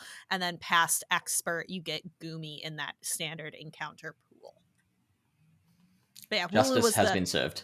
Justice Ebenster. I miss Wooloo so badly. I hope it has an event this season that we actually get like a bunch of spawns for it. I miss that little sheep. I miss that little friend. For our most dedicated battlers, a pass to access battle theme time research will be available in the in-game shop at no cost once Go Battle League Hidden Gems begins. This timed research will keep track of your victories throughout the season. Each research page will require 100 wins to complete, and doing so will award you with a small amount of Stardust and items, such as an Elite Fast TM at 400 wins, an Elite Charge TM at 500 wins. Keep at it throughout the season to see how far you can get. So this is something they've done. This is third or fourth season? Third season? Might be the third. Could be the third. Yeah. And I like it's great. It's free. It's great. Yeah. It's free. It gives trainers a goal to get towards. I like to save my whole page and then pop a star piece and claim it all. So that's really fun. Also, we have avatar items. I mentioned Clay is the featured trainer for this Go Battle League season. And he's the gym leader of Driftvale Gym in the Unova region in Pokemon Black and White.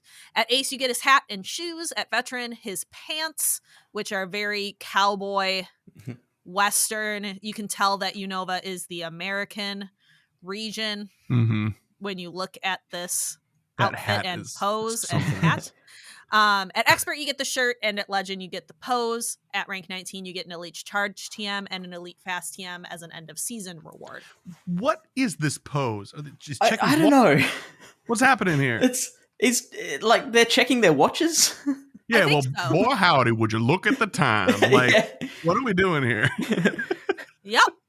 Okay. Well, I guess it's time to throw hands. Right.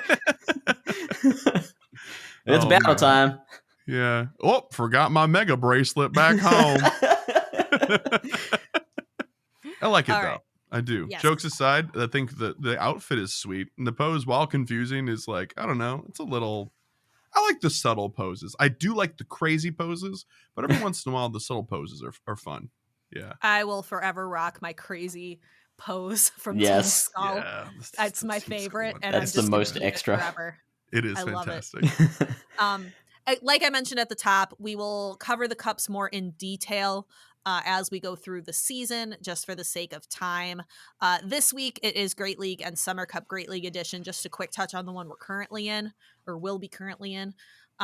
Only normal fire, water, grass, electric, and bug type Pokemon are eligible. You can probably look at old Summer Cup rankings to see kind of what the meta might look like, but I don't think we have a lot of time to touch on it here today. Would you agree, Fish? Yes. Yes, I do. Not a ton of time today, but we'll talk about Summer Cup Ultra League Edition next week. This is where we get to the hype bit, and this is probably where Chris and Carl, you can just kind of go grab a coffee. We'll be like 5 to 75 minutes chatting about this. We are conscious of time, so we won't try not to get too carried away. But these are the attack updates. First of all, we are getting new attacks introduced into the game. The first one is a charged attack called Liquidation. In trainer battles, it does 70 damage, and it has the chance to lower the opposing Pokemon's defense by 1 stage. So it doesn't give the energy requirement, but I've taken a look at other moves that have 70 damage. Things like Crunch. It could be like a water type Crunch. Then we've got Leafage, which is a fast attack, and that does 6 damage. And again, no energy generation given there. There's 6 damage is low. Other moves that have that kind of damage are Hex and Infestation. But then you've also got things like Feint Attack and Bullet Punch, which are a lot more kind of balanced moves. They're not super high on energy generation or damage as well. So it could be either one of those. I'm thinking it might be a bit closer to a Hex/Infestation clone, looking at some of the Pokemon that have gotten this move, which we'll get to in a second. All right, then we can talk about attack changes.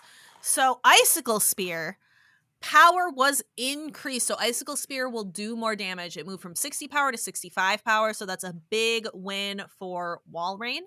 Poison Fang also got a bit better. Its power went up by 5. It went from 40 to 45 power. Rollout had its power increased, so Miltank. Dunsparce fans and Miltank, but we see it more with Dunsparce in the play Pokemon sphere. I use Miltank. I saw somebody put that when it was like really popular for like a hot minute, and I built it. I use it all the time. Body slam spam, let's go. And now Rollout does more damage. It moved from 4 power to 5 power. Mud Bomb. Okay. Mud Bomb, let's go. 55 to 60 power, so that got an increase in power. Seed Bomb's the really interesting one here. It got more powerful at 55 to 60 power, but its energy cost was also increased. So that is going to be that's going to hurt Trevenant quite a bit.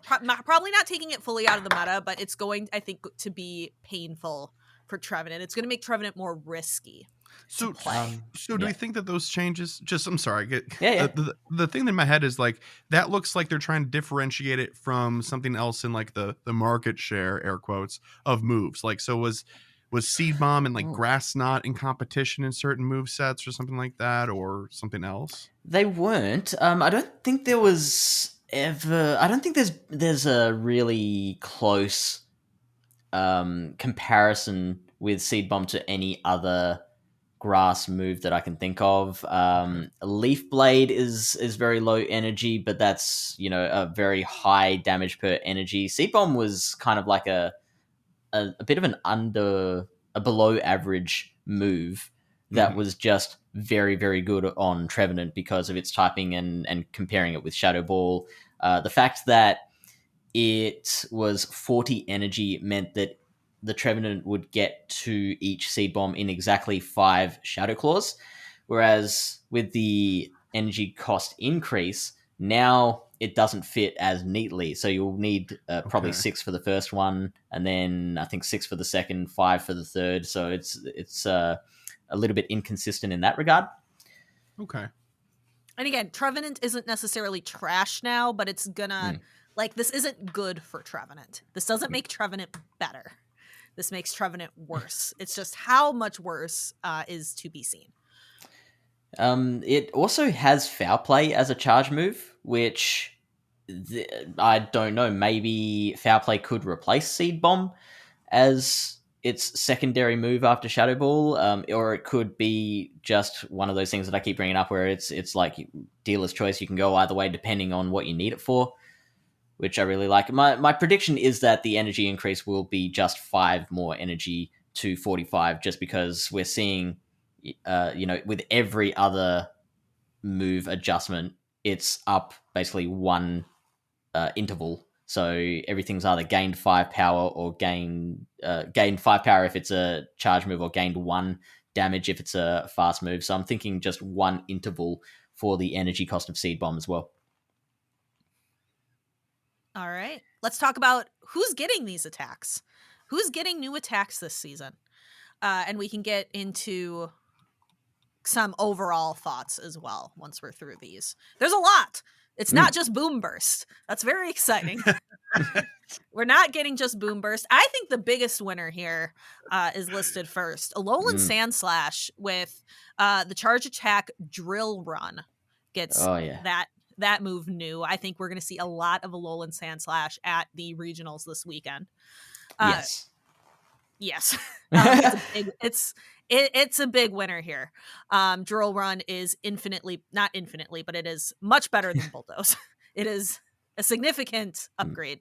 And I was very, very close to bringing that to my Melbourne tournament as well. I ended up dropping it just because I was already a little weak to Metacham, but I really rated Alolan Sandslash, and this addition of Drill Run is just going to make it so much better, and I think it will get a huge uptick in those play Pokemon tournaments. It takes it from fringe to good. Yeah. It pushes it over that threshold. A couple fairy types, Clefable and Wigglytuff, will get some updates as well. Clefable will now have the fast attack Fairy Wind, and Wigglytuff will now get the charge attack Disarming Voice. Let's go. So Clefable has a little bit more range then to be able to use as a charmer, or have Fairy Wind to be able to get to its moves faster. Wigglytuff will still be a charmer, but it has a move that you can get to quickly. So that's a benefit for Wigglytuff. Liquidation is going to quite a few Pokemon. It's going to Golduck, Dugong, Cloyster, and Vaporeon. Dugong, I would say, is probably the second biggest winner here. Dugong, I think we're going to see an uptick in getting both Liquidation and Drill Run. So that's interesting. I think you're still going to run Icy Wind as your move, but Drill Run gives some nice coverage. So, as opposed to what it normally would run as its second move is Water Pulse, which is, again, a very below average move. It did give you some coverage against some other things, but so like Water Pulse allows you to beat Frostlass. But that's like the only thing I can think of where you want Water Pulse. Like a Drill Run will allow you to hit so many more things and much quicker. It's the same energy as Icy Wind, as opposed to Water Pulse, which was 60 energy, an extra third more energy than what Icy Wind was. I would consider Dugong to be the second biggest winner of this update, and something we're also going to see an uptick in. Mentioned Cloyster and Vaporeon with their Liquidation update. Togetic is also getting the fast attack of Fairy Wind. Not sure how much Togetic we're going to see. I think that's it's an improvement. I don't think it's a great improvement, but I think it's an improvement for Togetic. Evolution Cup.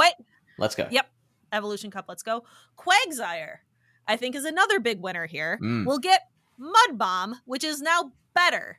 Quagsire has a bait move now. It's not just oops, all nukes on Quagsire, which normally runs Stone Edge and Earthquake. So now it has a charge move it can get to a little faster. Quagsire, I don't think is going to be as popular as, say, Swampert. So I think this is going to be more seen in a limited meta where perhaps Swampert isn't allowed. But it's definitely a win for Quagsire. Yeah, totally. I won't comment too much just for the sake of time. It's okay. Do you want to read a couple? Yeah, sure. So Tyranitar is going to be getting the charge attack Brutal Swing, which is interesting because it already has Crunch. So yeah.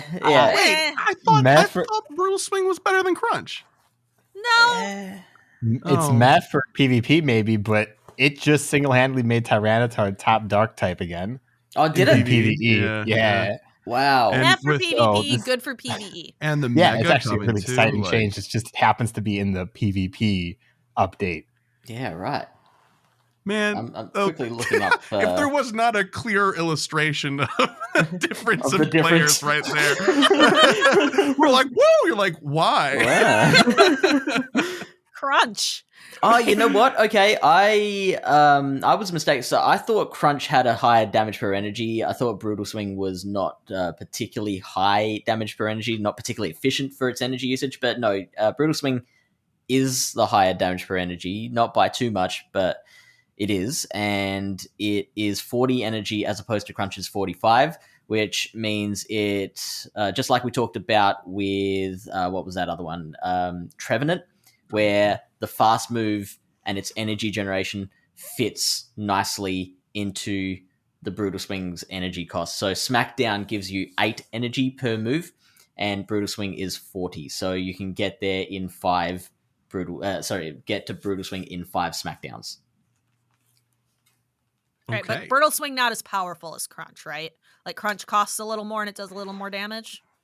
So Brutal Swing is 65 and Crunch is 70. So that's why Brutal Swing is a higher damage per energy. You're getting more bang for your buck now, which is good. That's good. But Crunch, though, you get that debuff chance. Yes. Yes. All right. Credilli. Rock Slide. I would say Credilli would be the third biggest winner here. With Rock Slide over Stone Edge, where you can get to Rock Slide quite a bit faster. Yeah. And then, Armaldo and Floatzel get Liquidation, which I think is meh. I don't think that those are huge updates for the two of those Pokemon. We'll see how powerful Liquidation is. Maybe it's like a 35 energy move and they suddenly become busted. I don't think that's the case. We'll see.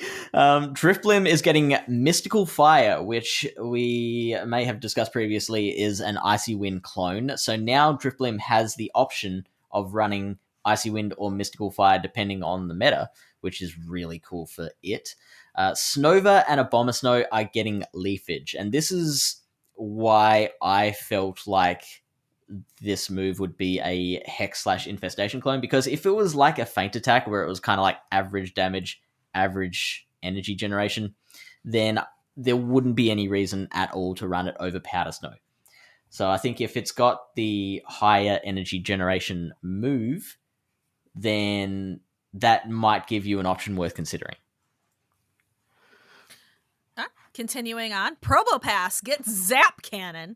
So, I mean, if you want to trade in your Registeel for a Probopass, you can. Probopass with Zap Cannon. I don't know about I this don't one. think you should. Don't think you should. I think this is kind of in the meh category. I'm not really like, we'll lump it in there with Floatzel and Armaldo. Well, probably better than Floatzel. Better than Floatzel. Come on. Let's more. I think more like in the Clefable range. Like it gives Clefable, like it's better. It's strictly better, but it doesn't make it great. In terms of like how beneficial the move is to its relevancy, that's where I'm putting it with Armaldo and Floatzel. It's like it's not going to increase its use. In fact, I'm not even sure you'd want Zap Cannon over Thunderbolt. It's true. But the next one, though. Yeah. Heatran is getting the charged attack Earth Power. Hello, Master League. Yes. So that gives Heatran a really good move. Yeah, I think that is going to be very beneficial for Heatran. Can't speak, again, to Great League. You can't use it in Great League. It doesn't get quite that low. But Master League, for sure, I think that will have quite a bit of impact. However, for things that I don't think have any impact, Samurott with Liquidation, I don't see any reason to run any water type move other than Hydro Cannon. If you have access to Hydro Cannon, why would you run any other water type charge move? I don't know. So that one feels irrelevant to me, Fish. I agree. I think from a design standpoint, it's a stopgap for people that don't have the resources to get it. That's very kind of point. like, you know, yes. so like Swampert has Surf. It's like a placeholder, right? Exactly. Yeah. So it's a placeholder, and it entices people like, oh, I enjoy using this. If only it had this premium move. Maybe I'll buy the bundle during Community Day. You know, like that's what I'm thinking. Yeah, that's a really good point. Something I hadn't considered.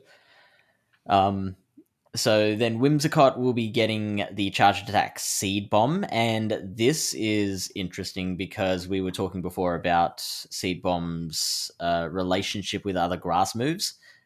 Currently, Whimsicott runs Grass Knot as its primary charge move, and I don't know whether Seed Bomb will replace Grass Knot. Grass Knot is 50 energy, whereas Seed Bomb we're thinking it'll be 45 now. So it'll be very close. It'll only be, I think that's just one extra Fairy Wind to get to the Grass Knot over the Seed Bomb. I'm interested to see what takes precedence on that Pokemon. Caracosta is getting the charged attack Liquidation. Emolga getting the charged attack Acrobatics. What do you think of this, DeFi? I think it's interesting because I think that's the only big like nuke move that Emolga has access to. If I'm not mistaken, I will have to pull it up as I stall here, but I'm pretty sure Emolga has never had a move that does really anything. Discharge and Aerial Ace. And that's Thunderbolt. its go-to moveset. That's its go-to yes, moveset. It also has access to Thunderbolt. So I think we all know how we feel about Aerial Ace. It's not a good move. It's not designed to be a good move. So I like the idea of running Discharge and Acrobatics, giving you kind of more of a bait move scenario, or just giving you any kind of reasonable flying type attack damage. So do I think it's going to like Emolga stocks are going up? I don't know. But I do think it's a strict improvement.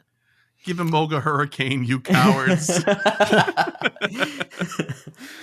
Electros is getting the charge attack Liquidation. Time will tell whether that improves its stocks. Litwick is getting the... It could. I'm not buying yet. I'm gonna sit. That's it. Well, I'm gonna bring it to Worlds now. You've done it. Ooh, right. No, Litwick is getting the charged attack Mystical Fire. So Element Cup, hello. Beartick is getting the charged attack Liquidation. Rowlet, Dartrix, and Decidueye. Oh, sorry, you had a big reaction to that one. Like, this is weird. It's weird. What does Beartick get to know liquidation? It's very strange. Yeah, I don't know. It's a bear that swims. Polar bears swim. Polar bears I do would think swim. that a giant ice type would be afraid of Liquidation, to be honest. Yes, I would agree. Wordplay. Well done. So Rowlet, Dartrix, and Decidueye, all three getting Leafage. Primarina getting Disarming Voice. So this is really interesting because we've already talked about Primarina and how it's like a Alolan Sandslash. It's fringe meta, and we're just all waiting with Beta Breath for it to get Hydro Cannon. Well, Disarming Voice is a definite upgrade too.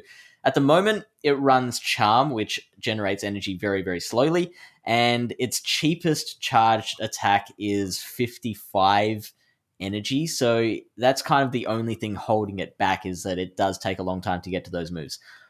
Disarming Voice is, I think, 45 energy, so that is a definite improvement. And then give it the 40 energy Hydro Cannon later on. This thing's going to be good. It's going to be just you wait. Yeah. Hold on to your Popplios, people. Last 4 updates real quick. Fomantis and Lurantis both getting the fast attack of Leafage.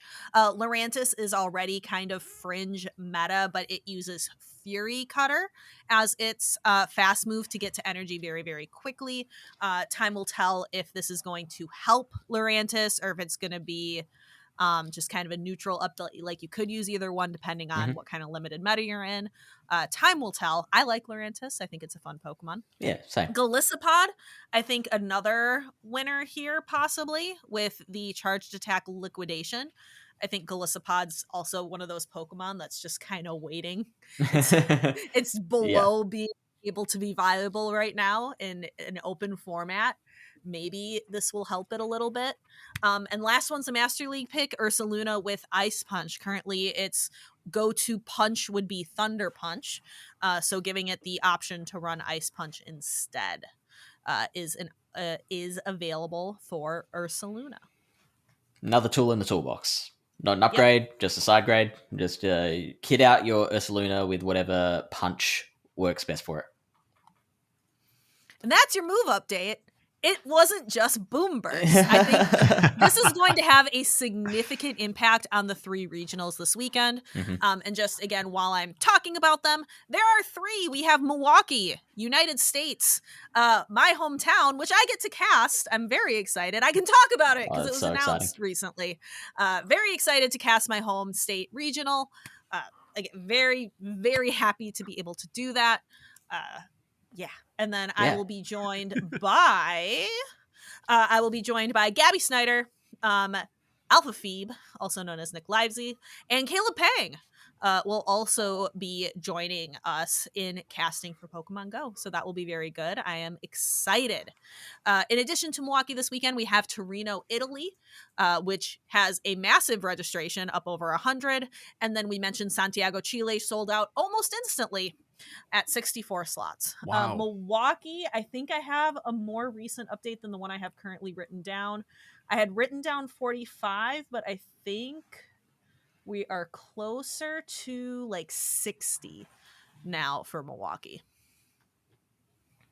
I'm looking forward to the chaos that is going to ensue, because people only have what is it? So this was released on Tuesday. So they had Tuesday to Wednesday to Thursday to Friday, really, because they have to turn in their teams. That's not a lot of time. No, they got to figure it out real quick. They got to figure out fast. Yeah. So very interested to see how this is going to impact it. And then further, because after this weekend, we have Fresno yet. So we will have to, and NAIC as well. So adaptability is going to be a skill that, like, whoever wins any of the regionals this weekend, a large part of their win will be due to how quickly this person was able to adapt to the new circumstances of the meta. I completely agree, and I'm excited to see it. It's gonna be wild. Alolan Sandslash and Quagsire everywhere. No Trevenant. We're not gonna see a single Trevenant Noctowl. And like you know the thing that is most important about Alolan Sandslash is we have talked a lot about the triangle of the rock paper scissors triangle of Lantern, Trevenant, and Noctowl, where for the most part, those mons counter each other no matter how well you're doing managing your energy, managing your shields, keeping track of HP. Alolan Sandslash beats all three of those. So it is there is so little that can beat all three of those Pokemon. So that's going to make it a hugely popular Pokemon just off the back of just that. I'm excited. This is going to be such a good weekend. I'm excited to come back and talk about it. It will be very, very good. All right. Again, we are super low on time, so we're just going to very, very briefly talk about the Silph Arena as it is coming to a close itself. We finished the Arcana Cup and we finished our tournament. So for the GOCast Arcana Cup tournament, Triptondo was victorious. Let's go, Trip. Let's go. He ran Jumpluff, Shadow Shiftry, Pelipper, Shadow Aggron, Kofagrigus, and Tyrunt. So a very meta team. I faced quite a few Aggron.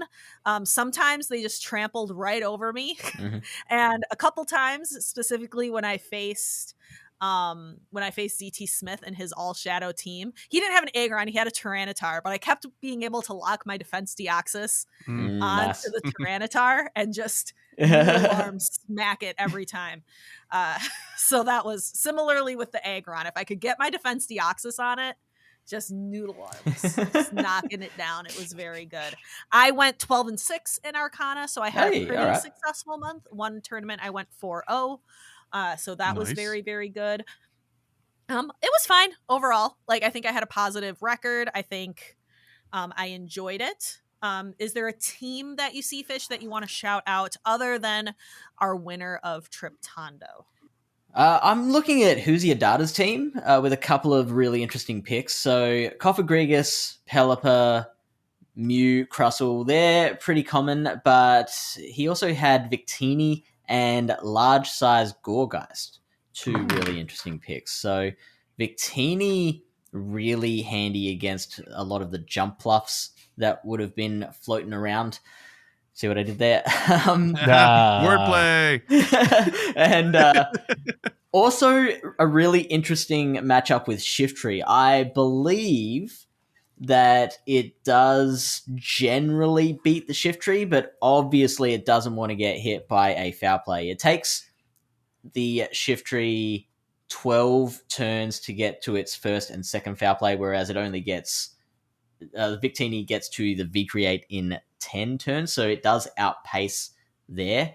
But, once it does throw a V-Create, that defense is dropped so much that a foul play would absolutely tear it apart. It could have double health and it would still lose from there. So that's a really interesting matchup.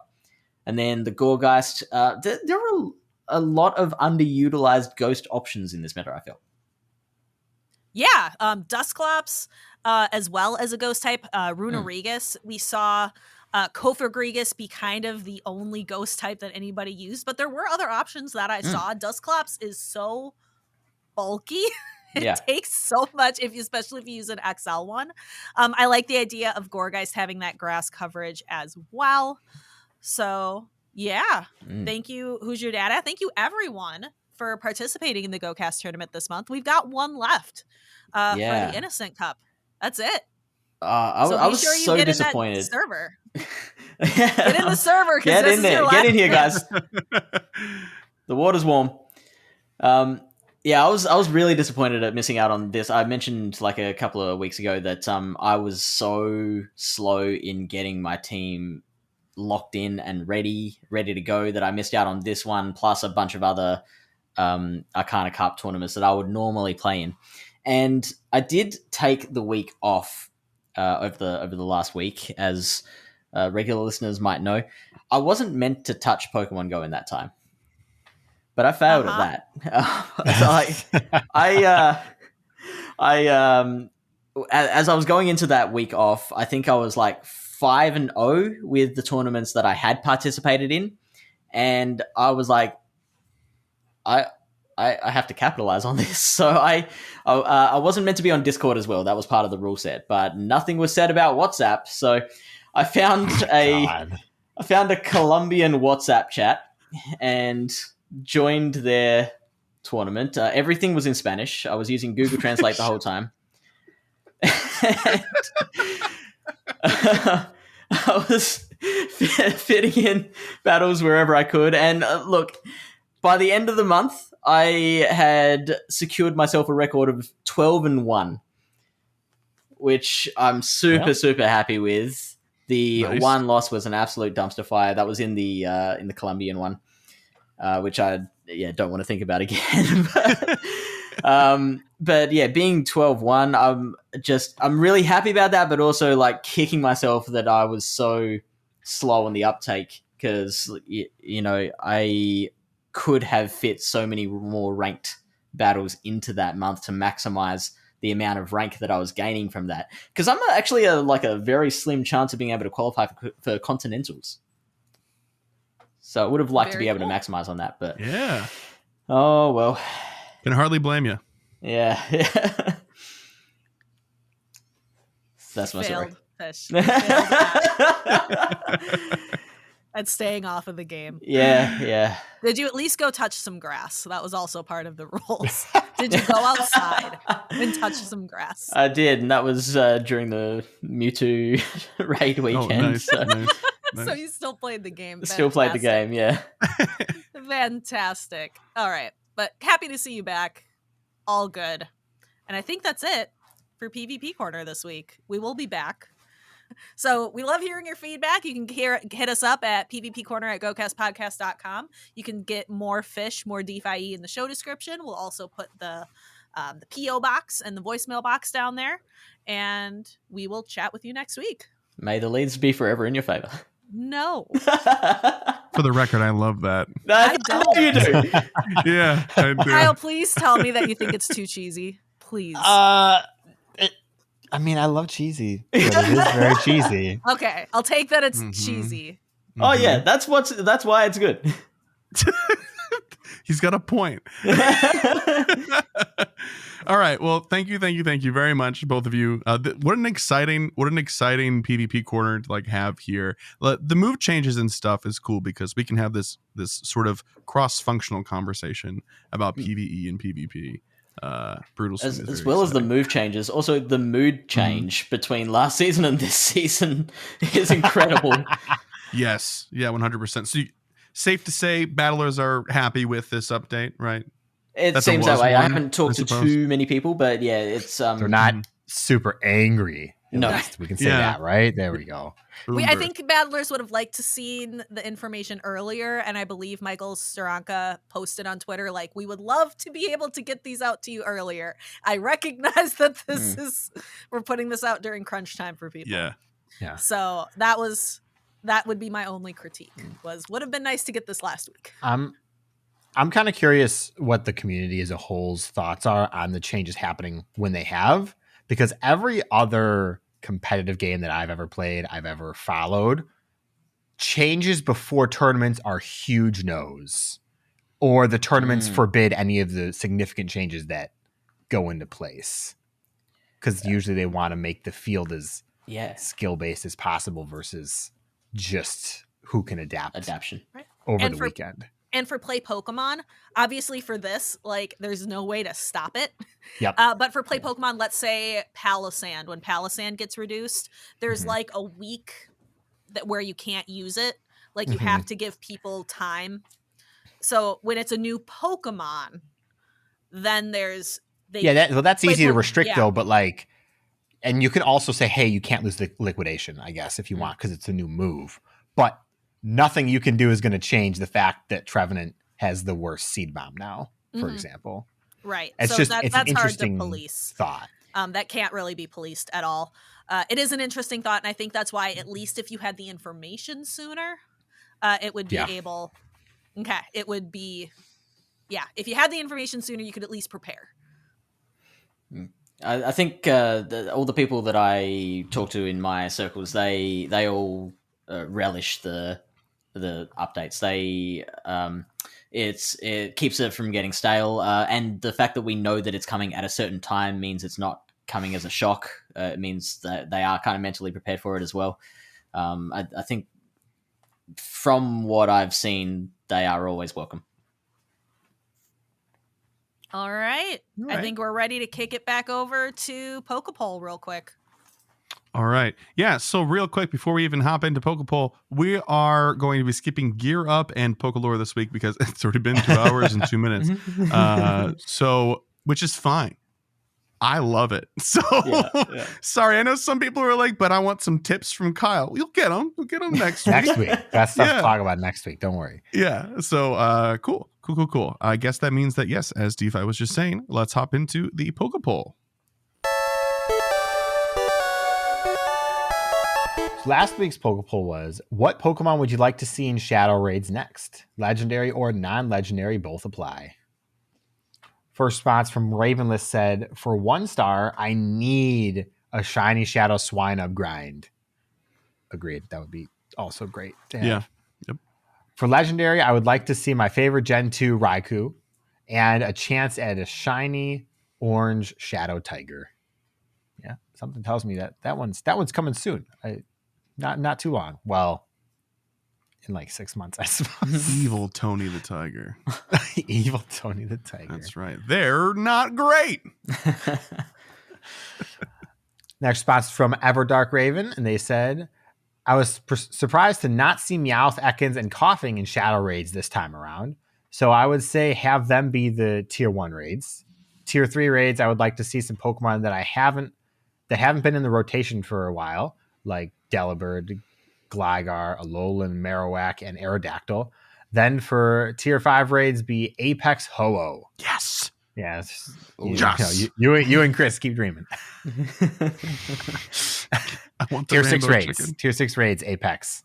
Shadows. Let's go. Last response is from the North Star via Twitter. They said, I'd like to see a ranking for Shadow Legendaries. Giratina would be broken. Kyogre would be oppressive. But would the defense drop hurt it that bad in Dialga-like matches? Zacian would be just like its initial release everywhere. And Shadow Dialga. Oh my gosh. I can't even imagine. Shadow Dialga will be a thing. Eventually. It'll be a moment for all of us. I would be hyped for Giratino Shadow, though. Oh my god. So good. So good. Yeah.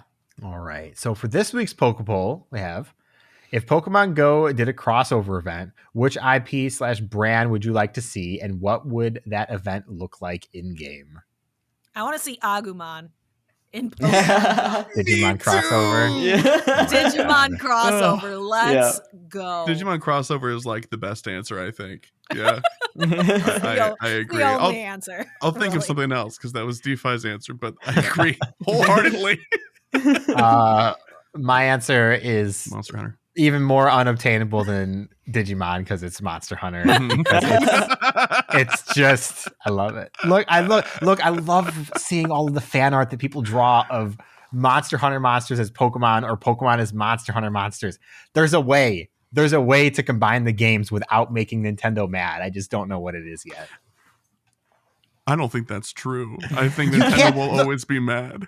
I mean, this is true. Nintendo actually hates all of its fans. Nintendo treats its IPs like a 4-year-old treats having 3 different food items on their plate. They're separated as far as possible. I don't want mashed potatoes in my corn. I don't want gravy getting on my green beans. As an adult, you find out that makes it all better. Unless it's Super Smash Brothers, in which case they're like, well, I guess we're just gonna just put it in a box and shake it. Mr. Game & Watch, absolutely. It's like the person who shakes their salad. Person. Yeah. That's Super Smash Brothers. That's Super Smash Brothers. Absolutely. All right, Fish, what about you? I want to see them just go as far out of the box as humanly possible. So, why make it a cartoon? Like, crossover with Stranger Things. Demigorgon in Tier 5 raids. Yeah, the Walking Dead Pokemon crossover. Westworld. The Last of Us. Yeah.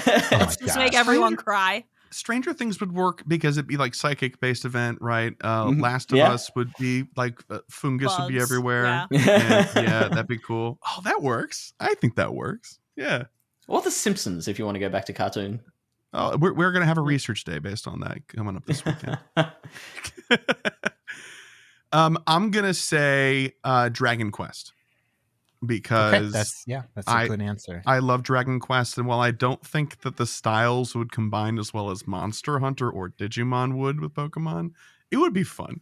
I just want a slime in game. That'd be cool. Yep. All right. That's all of our answers. So, dear listener, if you have an answer to this week's Pokeball question, which is, once more, if Pokemon Go did a crossover event, which IP/brand would you like to see, and what would that event look like in game? You can answer that question when it's posted on on Twitter. Bluey. Sorry. Yeah, there you go. What'd That's you the say? crossover. Bluey. Bluey. Yeah, Bluey crossover in Pokemon. What's I- Bluey? You don't know Bluey? You don't It's know a- Bluey? Chris. Oh no. No. It's a very young children's show from It's Australia. so heartwarming. It's But it's it's like- the number I one think you streamed answered- show on Netflix in the US right now. I think you answered the question of why I didn't know what it was by telling me what it was. But we all know what it is. When you say Bluey, I'm like, oh, Blue from Blue's Clues? That's what I think. It's No. better. You take that back. I refuse to accept watch I haven't watch watched Bluey Bluey, and but then say that. I've been told it's better. We're fighting. I know. It's a kids show, but it's got so many like adult. Oh my god! Like it's Really? Okay. It's Yeah, I know so so many adults that watch it. All right. How to It's Train like Your All right. Dragon my makes youth me comes- sob, it's so I'm here for the kids' content. Okay. Honestly, it's good stuff these days. So it's good. You need to watch it. okay, all right. Not that okay. I do want to make you know. When Steve did his little like, "Hey, I cried." I want you to know. Like that was All right. like. How about we put it on par with Blue's Clues? I'm not We'll willing put to. it- we'll put I'm it not right willing there. to do that. I'm willing to be okay with you having backtracked a little bit on it, but I need Okay. to experience Bluey and then be like, okay, maybe. I'll make your backtrack decision. and say it's right on par. Okay, I'll all right. backtrack and say it's right on par. All right. Okay, cool. Well, anyway, you can answer the question when it's post on Twitter at GOCast Podcast. If you're a patron of ours, we have an entire channel dedicated to it in the Discord server. You can send us an email to mail@gocastpodcast.com or send us a voicemail to 262-586-7717. If you're on the Spotify app and you're listening to the podcast, you can answer the question there as well. And lastly, if you're watching the video version on YouTube, you can answer in the comments there too. So many avenues of data collection. My word.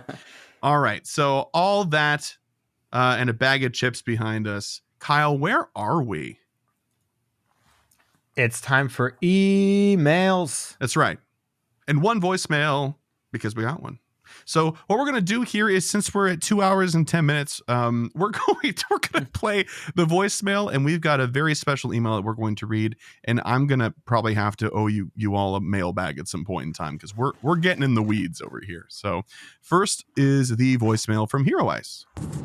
Hey, Chris and Kyle. This is Brandon, Hero Ice 18 again, giving you another voicemail while I'm on the road because, don't we all have those intrusive thoughts when we got nothing to do but stare at a road in front of us?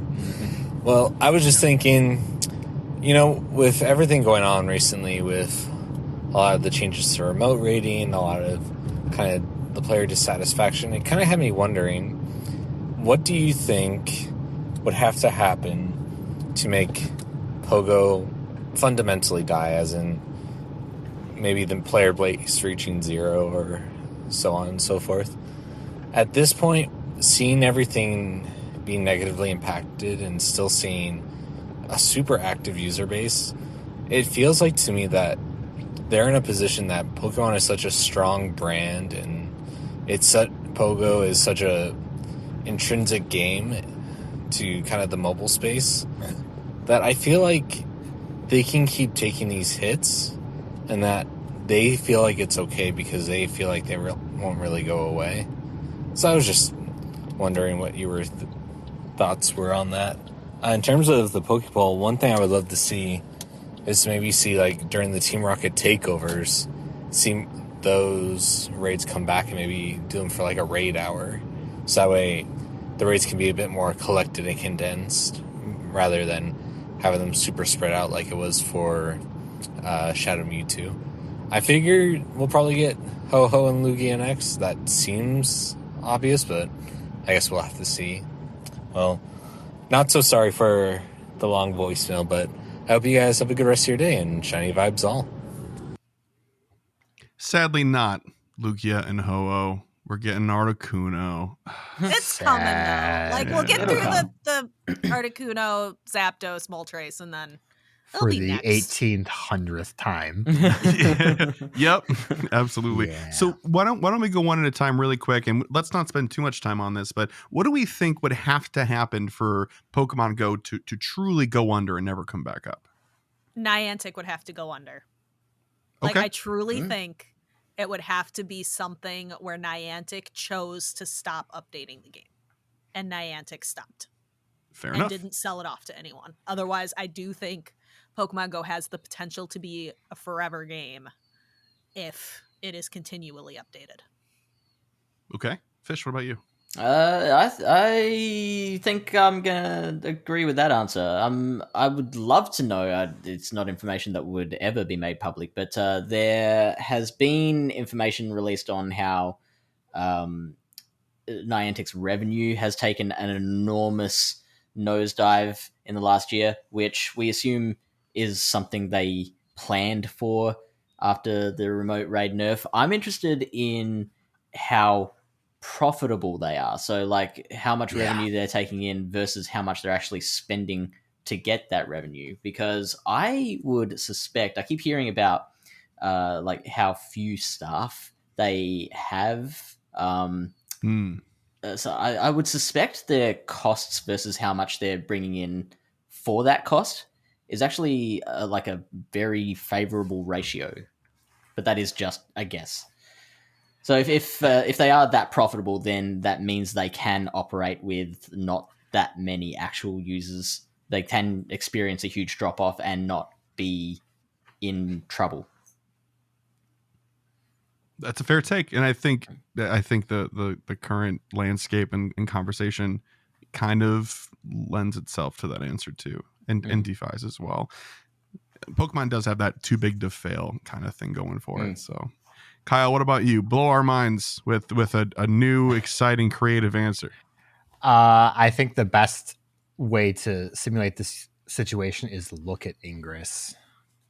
Ingress is still here, and Ingress has nothing on the pulling power that Pokemon has.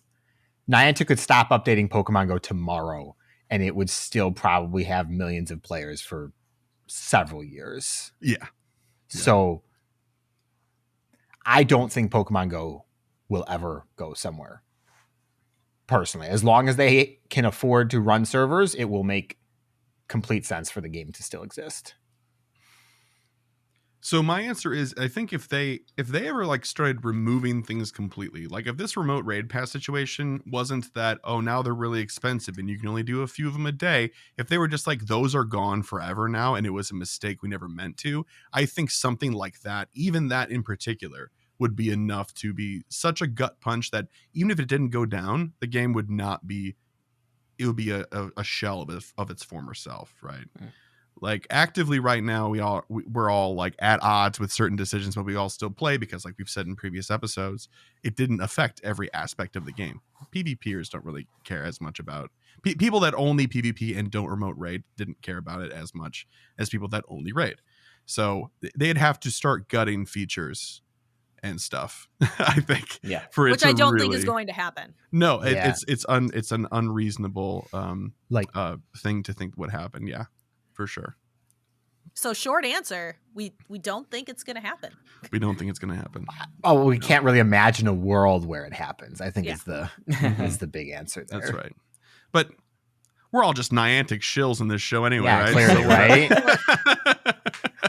All right, cool. Anyway, thank you so much for the voicemail. Great. Thanks. Okay, so we got one email. Essentially, we have a lot of emails, but we're only going to read one because of the time. And you'll see why in just a second. This is from Mickey. And they said, "Hi team, I've been meaning to write in for a while. Hope you and your listeners are well. I enjoyed listening to you guys and the team from Incense. The banter is great, and it was interesting to hear perspectives from a diversely committed group of trainers.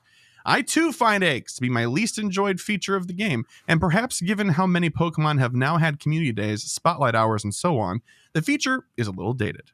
Whilst I'm not opposed to walking for Pokemon, quite simply the effort doesn't justify the reward, none more so than the 12-kilometer egg. I think it's about time features were added, such as boosted shiny rates or odds, or even combined with field research to obtain some premium items like rare candies." Yeah, I think we can kind of all agree. 12Ks need love. They Yeah. Yeah. I do write in on the back of Shadow Mewtwo raid weekend, and although I don't want to mention remote raids, it's definitely high time Niantic makes Campfire globally accessible. That's right. If they truly want to commit to in-person raiding.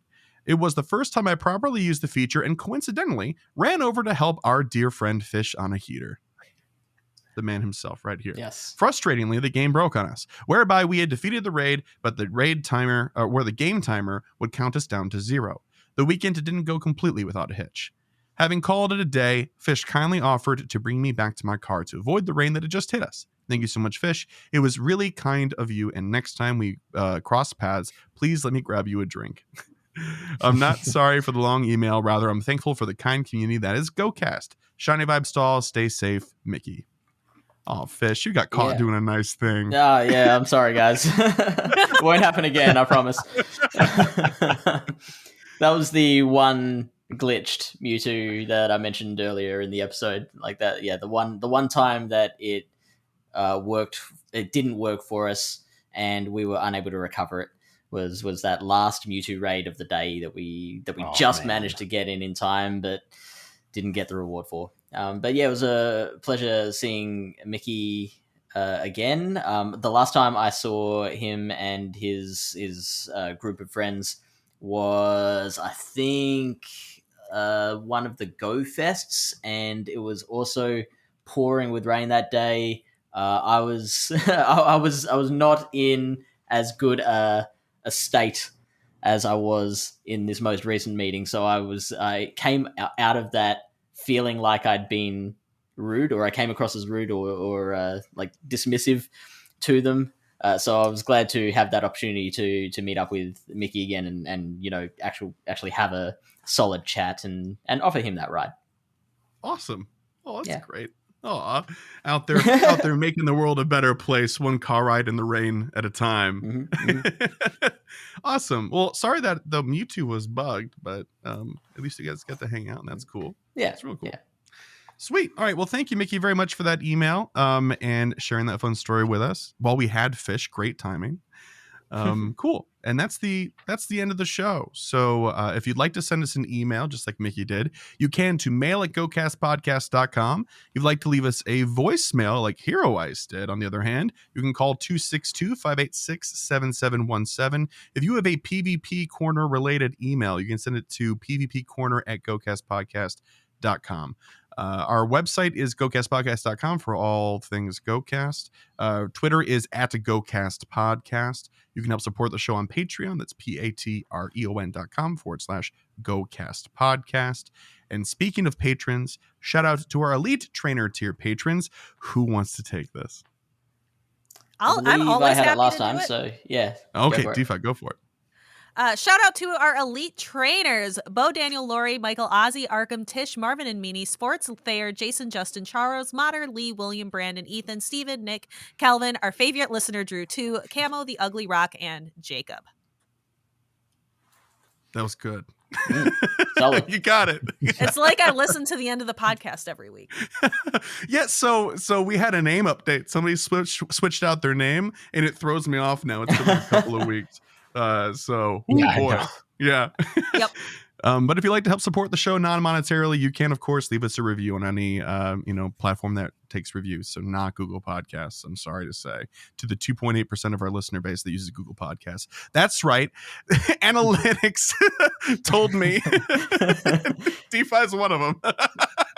Yeah, I'm in that camp as well. Oh my gosh. We're Google Podcast Google buddies. Podcast Let's buddies. go. We need you to bully them into putting reviews, please. Or They stars. do listen to me. So. Okay. All right. And then last thing, as always, is setting some goals. So we're going to set some goals here. Would the two of you like to join us this week in goal setting? Fish doesn't do weekly goals. I've tried. There's always the seasonal goals. There's always legend as usual. I still remember last time we were on, I set the goal of being world champion of Pokemon Go. So that's still in effect. That's right. That's effective this season. So Still in effect. Like a severe weather warning. Yeah. That's still going on. Yeah. Okay. Well, what if I told you? Pretty. What if I told you it wasn't an option, Fish? It wasn't an option. You got to set a goal.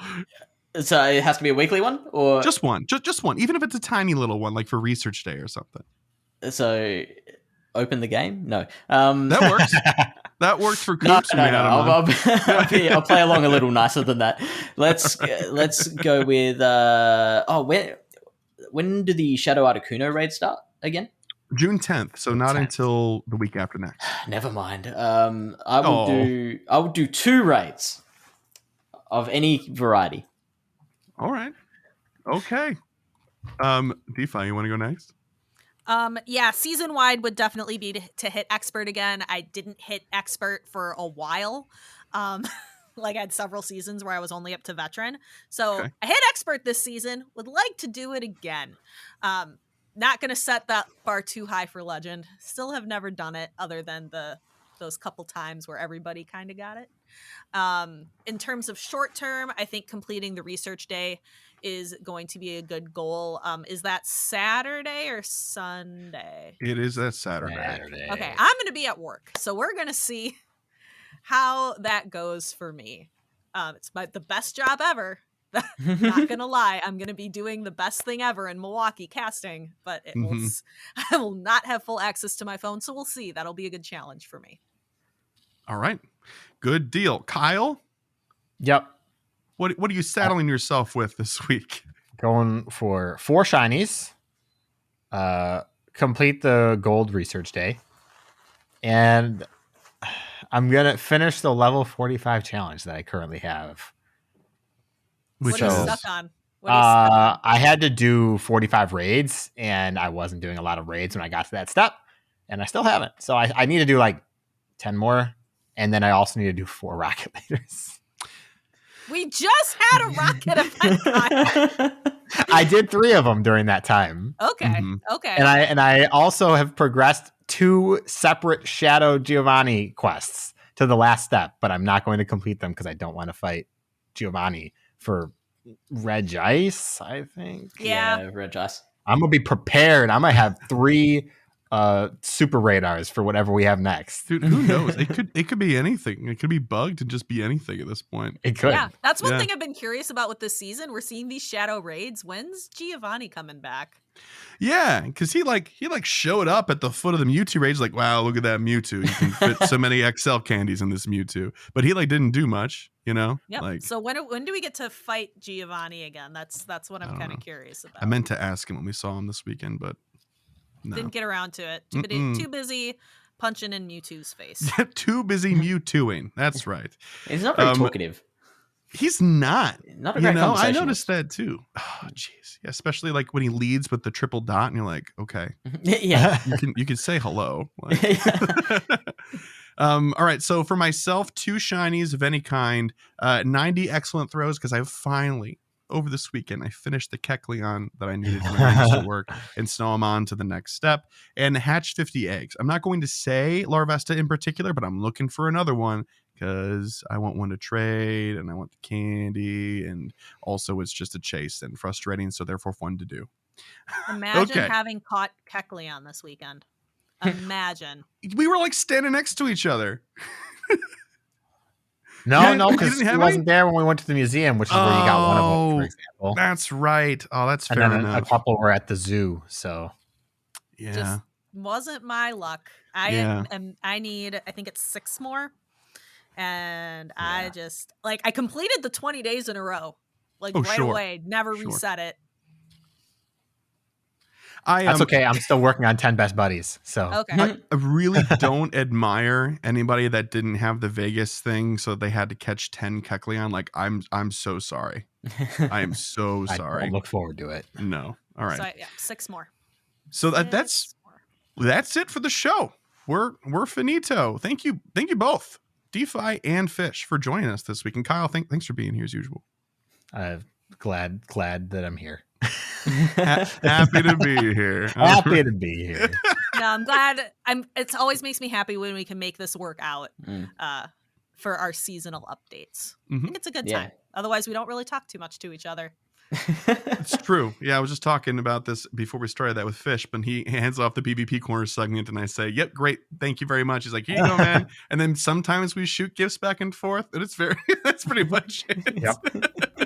So it's great to see you guys and talk to you and all that jazz. So hopefully, dear listener, you enjoyed this action-packed episode of GOCast.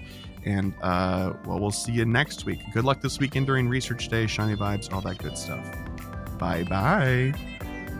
Bye. See ya. Bye.